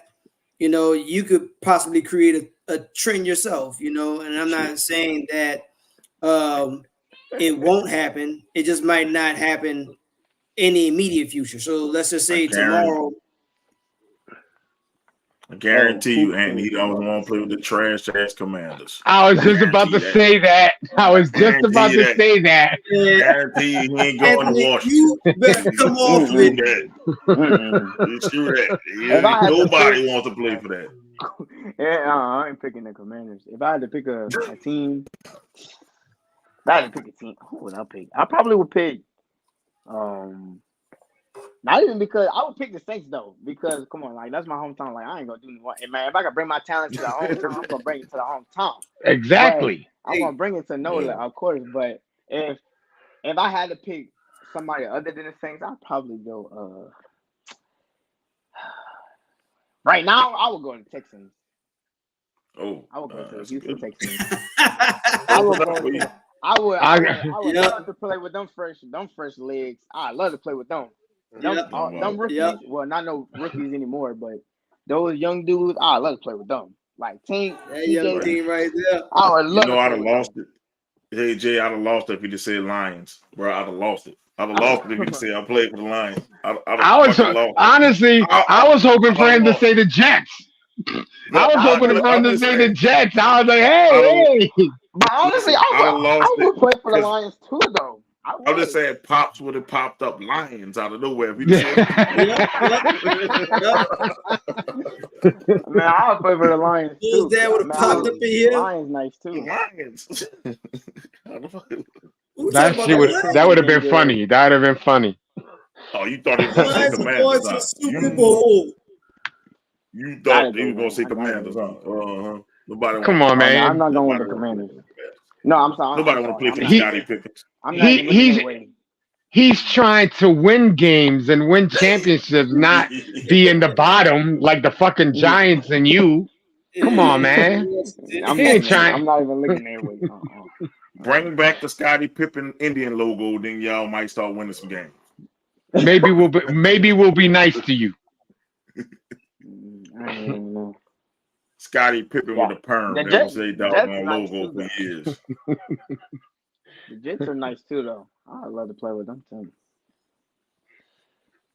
I mean, like we were talking earlier today. I would say that there's a lot of teams that are going to be good this year. I think, like I told Mo before, we do NFL picks every week for the season, and I think it's going to be a lot harder to pick games now because a lot of teams got stronger. Yes. These trades has been getting out of like I like it though. It makes it competitive. Like it don't make everything easy. Like schedules are not easy no more. But the Saints need to get it together, man, because I want to win. I'm sick of people talking about us Saints like we got everything in place. We got all the role players we need. We just need the quarterback. Damn quarterback. We need a quarterback. We did get one. Everybody's saying, but I think it's Spencer. I think that's his name. Yeah, it is Spencer. Yeah, Spencer. He can listen. He played on Oklahoma, and that dude can ball. I think he can ball. So I was very surprised when I saw that the Saints picked him. Who the hell is the Atlantic Orcas? I think that's a UFC. I think that's a UFL team. I think that's a UFL. Man, Doc, get your coat. Yeah, get your coat together, Doc. What are they talking about? Atlanta Orcas. Just work here. No, not Atlanta. Atlantic. Like the Atlantic Orcas.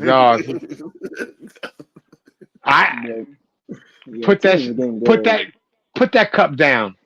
Put it down. Put the cup down. Put the cup down. The Atlanta. I don't know. Put the pipe down. Put the pipe. Yeah. What is going on here? We are off the hinges. Doing full Tony Montana. You want to mess with me? 100% booger sugar. Ironic Lord Eric T to say because he's the holy. Man, I can't wait. Wow. We need another. Look, once we get, I think Spencer will be so nice. Can't wait till he plays. Listen, you go back to tell your college friends that your dad has a cult. He has a cult. He's a cult leader. Man, honestly, I might do this in college though. I'm thinking about doing it. I'm thinking about doing communications in college. Yeah, definitely, man. Listen, it's the wave of the future. It's a grind. I can tell you that. It's a grind. It's not going to happen overnight. We've been doing this for 4 years. Well, you know, Eric been doing it for what, like 2 or 3? 3. But, 3. I've been doing this for 4 years, or actually longer than that. I was with another podcast before this. Yeah. So it's a grind. It's hard. You just got to keep promoting yourself. You just got to keep doing shows, even when no one's watching. I say, I don't care if no one's watching, we still gonna put out a product. Somebody's gonna watch somewhere. We got people far as London to watch this show. Germany. Somebody in Germany. We had that. Oh no, don't bring up Germany. Germany. Yeah, yep. We had somebody from Germany. We had a couple people from London. I mean, people. I haven't seen that dude that used to come on the wrestling show from London. Oh, remember the dude? Oh, he did? I haven't seen him in a while. It was D-Star and Tori from London. They both was there. And they bought gear because I got paid in pounds. So, oh, nice. Yeah. Look at this. So it's what? So like when did they put our faces on some shirts? Whoa, they're gonna sell out. Not yours, hater. Mine's is gonna sell. I'm gonna take over the cult after they put my shit on the t-shirt. Your face is on the shirt. Your face is on the shirt, Jay. Oh, I don't have that one on. I got the heelless shirt on today. Yeah, your face is way down here somewhere, right there next to Eric's. Yeah. And that shirt face on the shirt is nasty because he's in the woods. That's the only one. It's the only one that's missing. So all you got to do is get a polar bear or a bear and just put it on the T-shirt and just write nasty underneath it. That's all. Because Nasty always in the woods. Hell of a stream, Mo. You got 2 deities in one.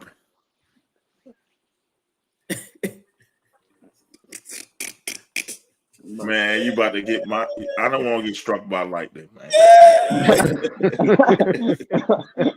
Got too much metal around here, man, to get struck by lightning. Hey.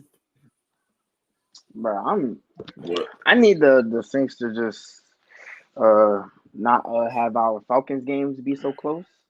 Like, I want to completely destroy them. I don't know why we so close with the Falcons. They suck. I mean, so tired of them. They get some good drafts. Eric gonna make you play.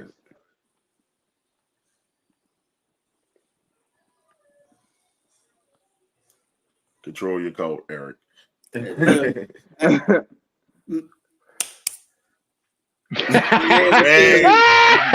he typing with his toes. My hands are clear. He's typing with the toes, bro.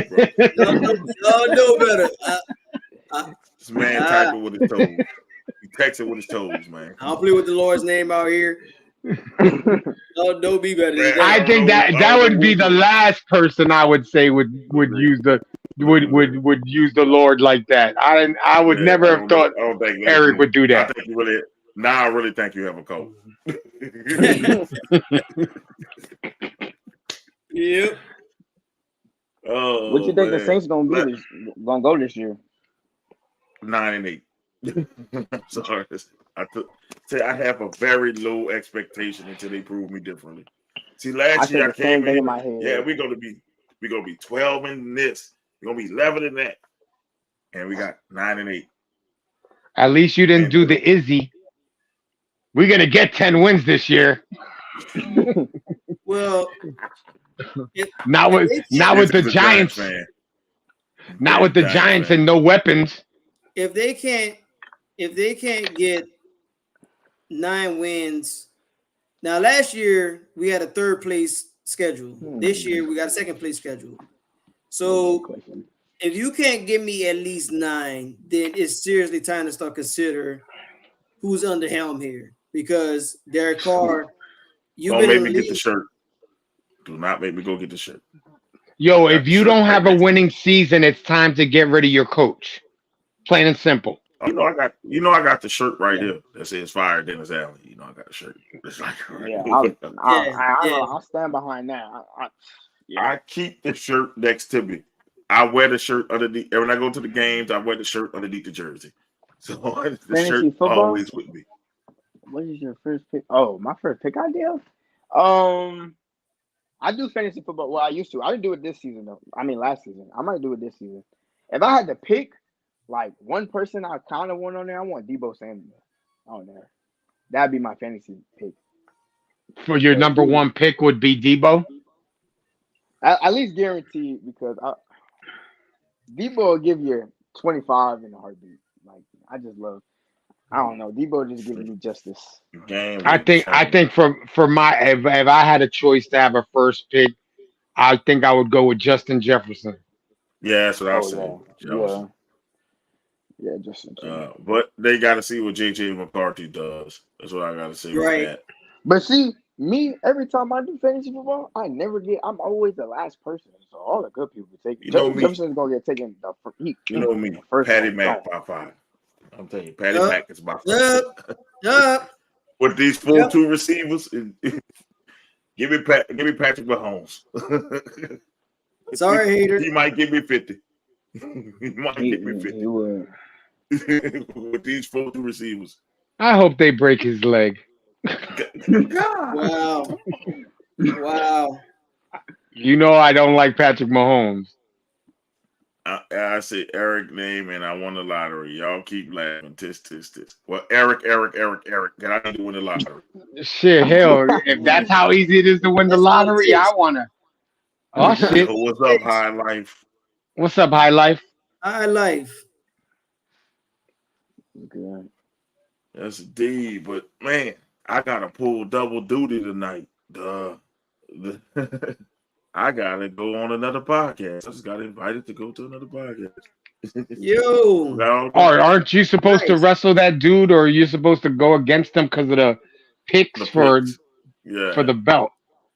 Yeah, they going on right now. I told them I'll do it after we finish up. You know, my number one priority is here. So I got a text right in the middle of when AJ was talking. So I was just like, okay, I'll come to y'all's when I finish mine. But Which one is it? definitely Starkey or whatever?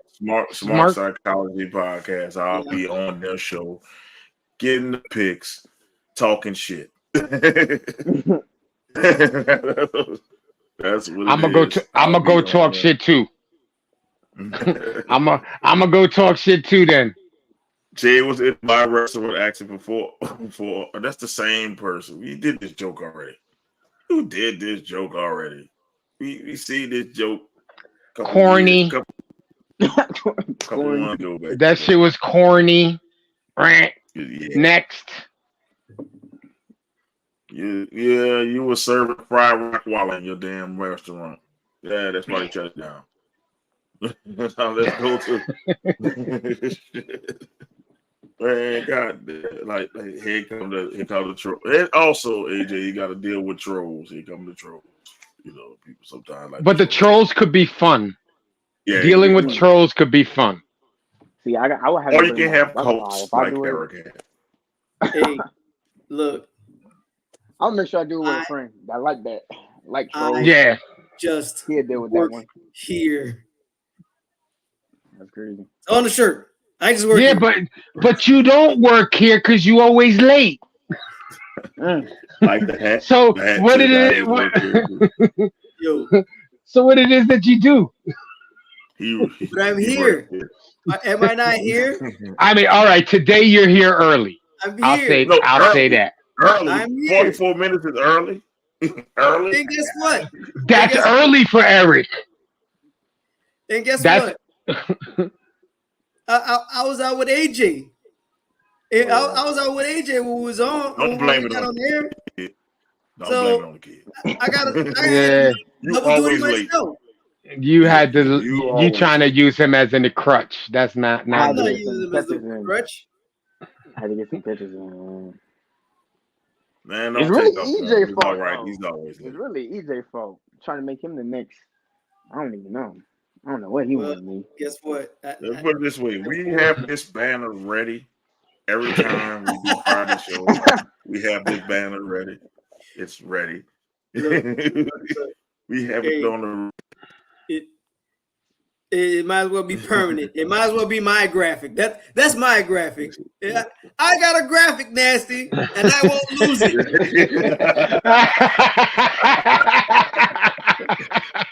AJ being on time to things is important in life. Don't be like your dad.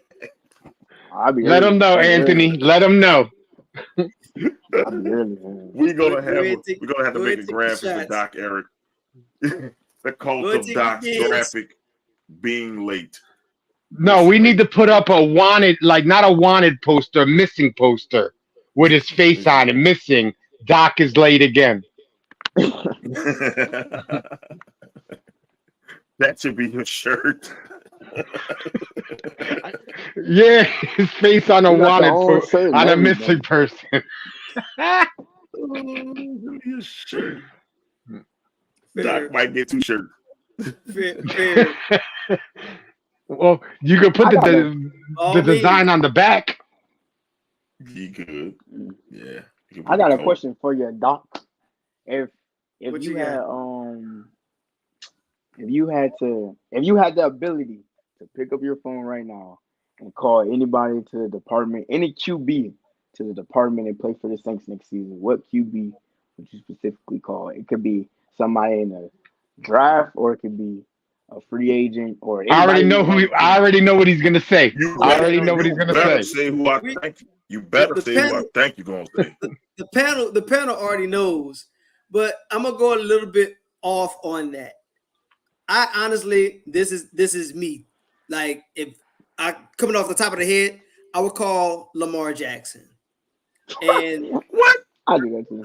I would call Lamar Jackson. Man, shout out. The panel would know. The panel would know, but I would call Lamar Jackson. No, he wouldn't. He cried for like almost a month that he wanted Jaden Daniels. And guess what?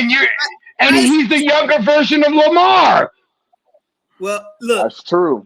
Look, but we had a chance So to get you Lamar. pick Lamar Jackson over Patrick Mahomes? God, what the hell? What are we doing here? We got fast receivers. Ain't nobody want that punk on their squad. I mean, we already know what we know. But if I had a time machine, we got receivers that's running 4.3 and almost 4.2s, and you pick Lamar Jackson. You couldn't pick Joe Burrow. You couldn't. I didn't pick Burrow. I didn't pick Burrow because we had a chance. We had a chance for Patty Mac and Lamar, but in a perfect world, we would have had Patty Mac in a perfect world.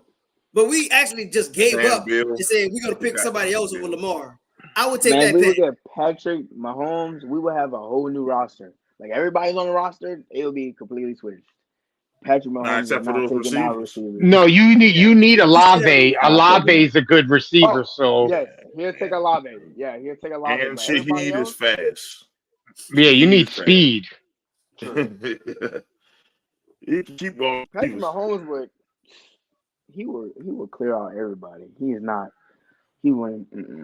Patrick Mahomes switch everything up, but he'll switch it up for the greater good. So I'm with Listen, I don't know, but Eric could have picked any corner. Pick a running corner. We know about Patrick Mahomes, but let's just say so we already know that, but we was already slated to pick him until Kansas City came in and swooped him from underneath us. But I picked Lamar, and I'm saying this again because we actually had a chance to get Lamar. Like it was nothing stopping us from picking Lamar. You're gonna pick Lamar over a quarterback that's about to 3-peat or close to 3-peat? No, that's the most winningest quarterback. We know about him already. But do you think Lamar would mess with our program? Like you gotta now under Allen, not under the coach. You gotta think about absolutely not. I need the otherworldly talent. I need a talent that can supersede the coach. That's why I say give me Patrick Mahomes. We got a great running back, Jamal Williams, and you see what happened to that. How you go from having Lions and having a great season, and then you come under our management, and then you under us because we get one touchdown. Not even getting carries. Because we didn't even open our run game like that. Our run game was non-existent. And there's a bad touchdown. All right, Chang, you are now blocked. Who? Because I'm the dude, Chang. I'm all right.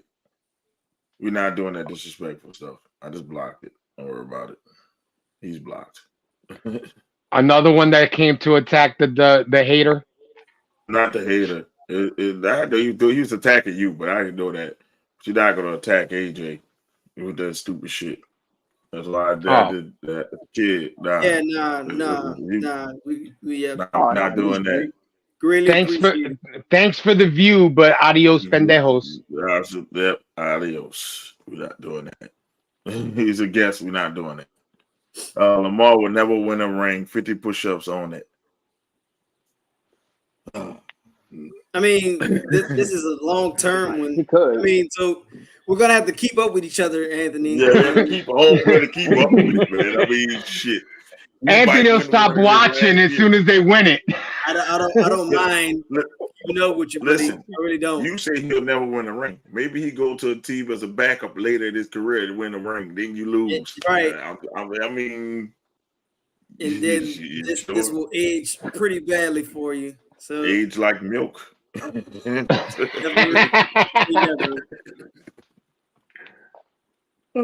man. Had to get rid of. I ain't banned somebody in a while, but yeah, Chang, you got banged. We got banned. But your lame ass jokes. There it is. But man, we like to do this thing here called shout outs when towards the end of the show. Man. This was a nice show. This was it was a nice show. This is one of my favorites. Obvious reasons. Oh no, definitely a good show. And Damn good show. AJ, you're more than welcome to come back. Man, Definitely would like to talk to you as you progress on in your career that you're working for. dang, I will. I'll be in touch because this. Yeah, I like this. I like this field of work. I like this field of Oh work. yeah. I might have to switch the major. Oh, okay. Well, look at that. Two birds with one stone. And look at Uh, that. This is something that you can use as a, let's say, practice. You know what Yeah. I'm saying? Come on. We during the football season we do picks on Fridays for all the games, for the next week. And we have a trophy that we still haven't gotten yet, but there's a trophy coming. Oh, it's a small. It's coming at the beginning of the football season. I'm looking for the smallest trophy to give Izzy, just because Izzy won. is he gonna see this thing and he gonna have another easy rant? This is gonna be worth being the introduction to the I'm show. trying to get I can't find a trophy this small. What Izzy's problem is that he comes on every week. Where's my damn trophy? Where's my damn trophy? And if I'd have won, man, I'd have had a championship belt, some rings, big tall ass trophy up there. You would have went and bought one of those Saints belts, the Saint Oh yeah. Championships belts. Ooh, man, look. I would love to I have need one one of of them. those I belts, ain't not the gonna lie to you. Saints. I need one of them. I Yeah, need it one of just them. costs too damn much. I need one of them. I'm determined. I'm so determined. I'm gonna figure it out. I'm gonna figure out life, and I'm gonna get me one. I ain't gonna Listen, mislead put your change away. You know what I'm you. Right? saying? If I gotta Five start dollars here, $10 there. Before you know it, you'll now, have the money. one way or the other, they gonna keep selling them. So one way or the other, we gonna They get there. I gotta We get gonna me get. one though. But to start it off, per usual, and so Mo can get to the other show as well. Oh, don't worry Um, about them. They're going to wait. um, well, I'm gonna start off. I'm gonna start off the shout out. Shout outs to my son for coming out, being brave and doing it. We had a heart to heart. I want to say it was last week, and he just asked about it. So that made me put the wheels in motion. I hit up Mo. I say, hey Mo, look, I got this idea coming up. How you feel about it? Mo without hesitation. And shout out to Mo for getting back to me so fast on it. And that kind of, like I said, it really put into motion, putting his potential on paper. Like it's going from his dreams to reality. And whatever part I can do, because even in heart to hearts, I tell him and I tell the other children as well.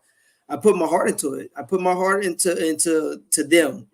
I mean, they're my why. They're the reason why I get up for it. And and I do it every week. I did it last week with the missus. The missus allowing me to shine this light out and share it with the world. And this is just one part of it. This is another avenue of it right here. The human embodiment of what I do, and pouring my heart into work and things that I how I carry myself.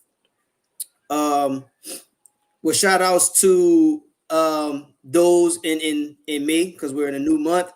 Happy birthdays to the month of May. Happy birthday to the late great James Brown, because I was bumping a lot of it this morning on my way to work. Okay.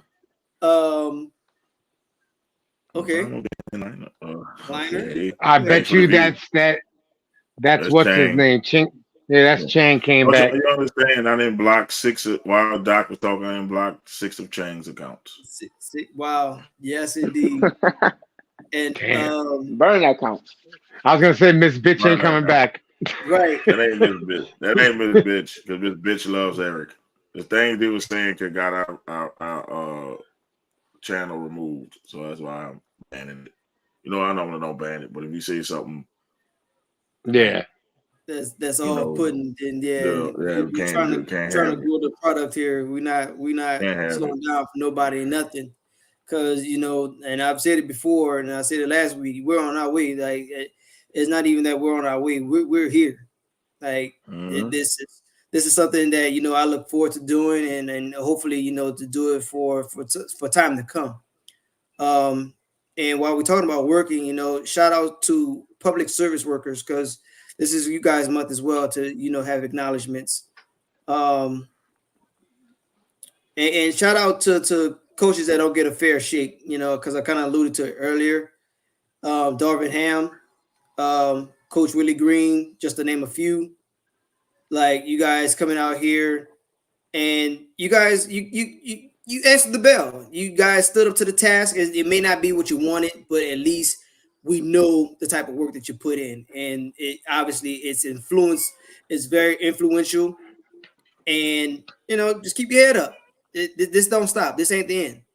And per usual, y'all know the vibes, man. Venom and Smoke podcast. We're on Thursdays, we're on Fridays, and potentially another day.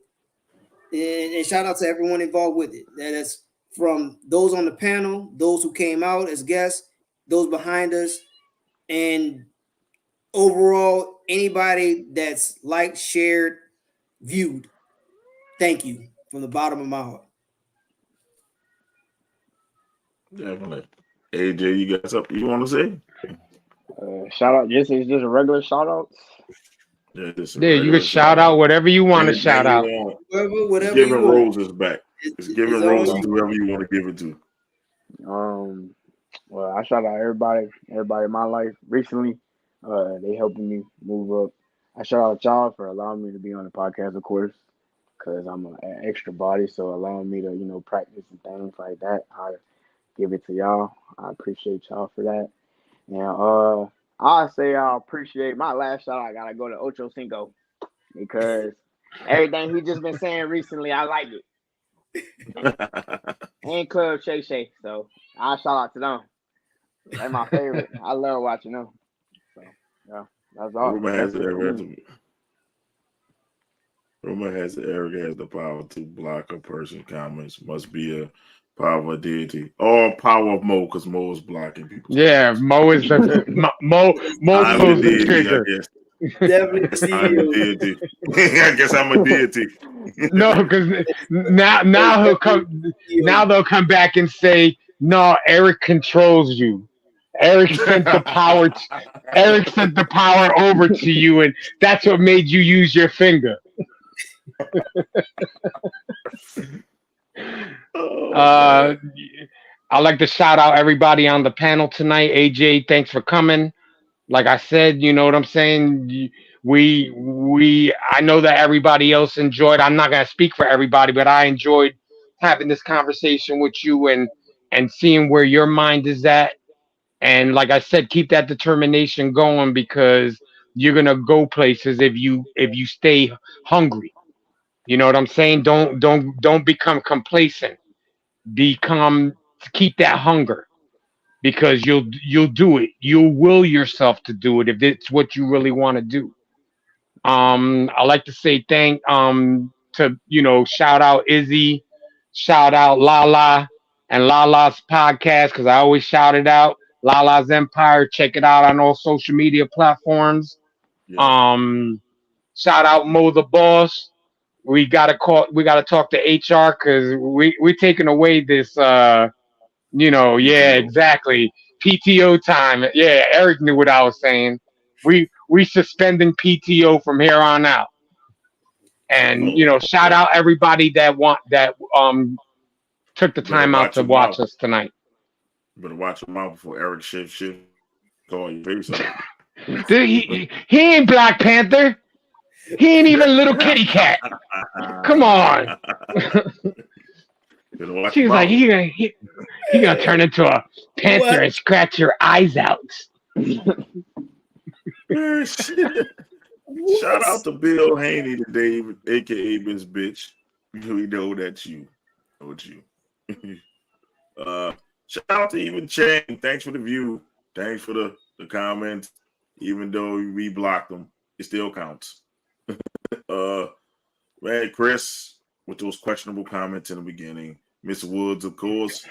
Anthony, see who liked it. Thank you, Chris, for the like. Today, it was YouTube that actually won the day today. We had more viewers on YouTube than anything, mainly because of Chang kept switching Yeah. He came back in like seven different like 20, profiles. man. It was like 40 of them, man. But hey. And man, I forgot to say Osama bin Laden or whoever that is too. You know you are a troll too. So hey, thanks for the comment and the views. You just bumping us up in the algorithm. We love it. Man, shout out to AJ for coming on, man. Look, anything you want to put your mind to it, you can do. Man, I started this from like an idea. And I just had to keep working at it and working at it. And it'll come. If you want to do this, it's a lot of work. I tell you, it sounds fun, but when you doing the controls, I'm doing like 5, 6 different things at one time. it's literally hard work. I tell you, it's hard work, but it's fun. And it's therapy. So it allows you to be yourself. And like I said, if you're really into this, I'll help as much as I can. You can come on as much as you want to practice and get comfortable, because I know sometimes you get on cameras a little, when you first start doing it, it's a little shaky. Then you try to find your rhythm, but you handled it like a pro. Like you handled it like a pro today. You did better than your dad. You did better than your dad his first time. You did better than Jay his first time. Hell no. Yes. Yeah, he did better than you, Jay.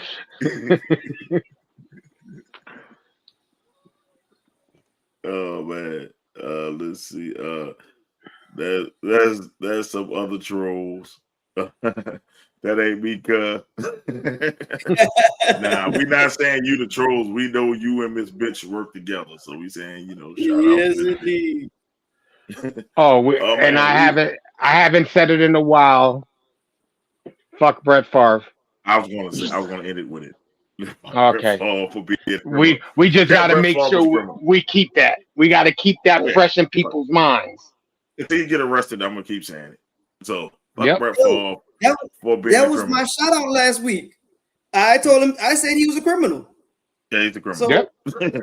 He's a damn criminal. For real. So, but fuck Brett Favre stealing the money from Mississippi. Oh yeah, if y'all want to check out another podcast, y'all can check me on when I leave here. I'll be on the Smart Psychology podcast.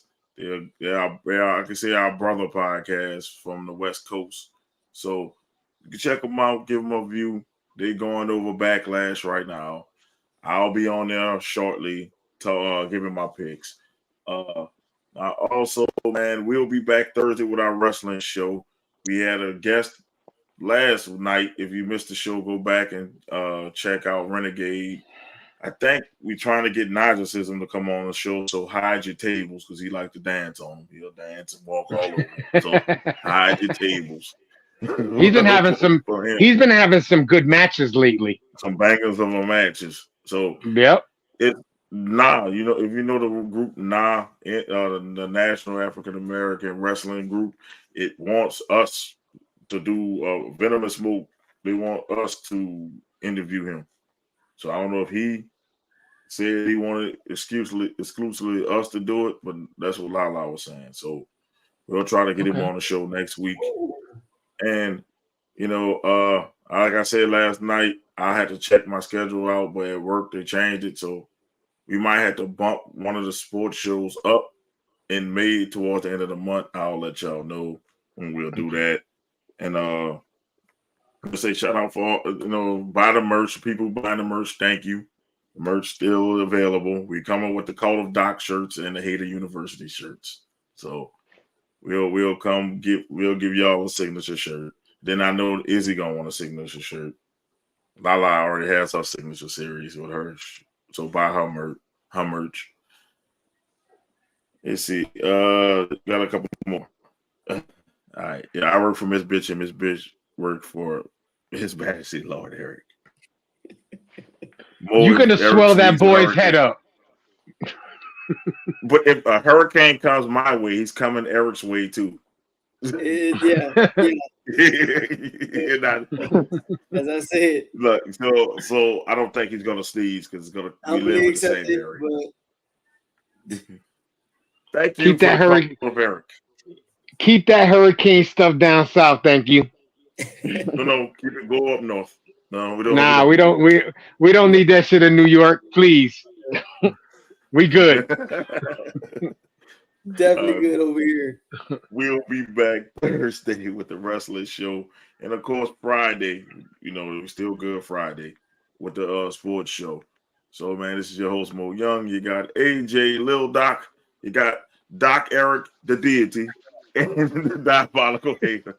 We'll see y'all in peace. And we out. Paper toss. Oh. I'm done. Later, Gators.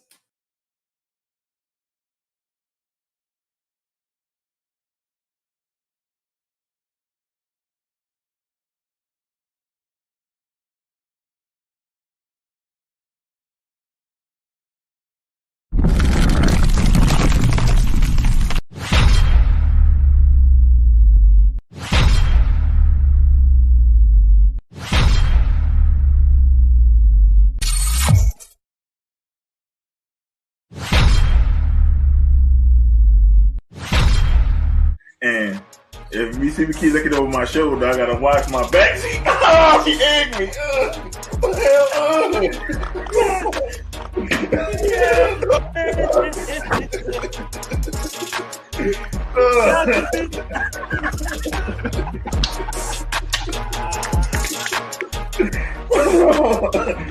Oh, shit all over my rip with the jersey. Go get me a towel. Y'all didn't know. Y'all. You fucking owners have handled Judge, Gentleman, retired? Come on! He should have been fired before the fucking season! Joe Judge, quarterback sneak on not one, but 2 times from the fucking 5-yard line! And we're talking echelon, it's going to be Yankees first, Giants second, Jets third, Mets last. No! Wait a minute. It's Yankees first. It's Yankees first. Okay. Giants second. Okay. Knicks third. No! Jets fourth. Mets fifth. Oh, wait a minute. The Nets spit their mouth when they found out he was leaving. Maybe it was girl number 25 that didn't mind doing it. I'll just put it this way. It's way bigger than Nino Brown, a.k.a. Deshaun Watson. This is way bigger than him. Yeah, that's exactly what this That's is. why, maybe what that's why he got off, because it's bigger than him and there's bigger people implicated in this. I think it's going to come to maybe 5 years down the line, and then Cleveland going to crumble.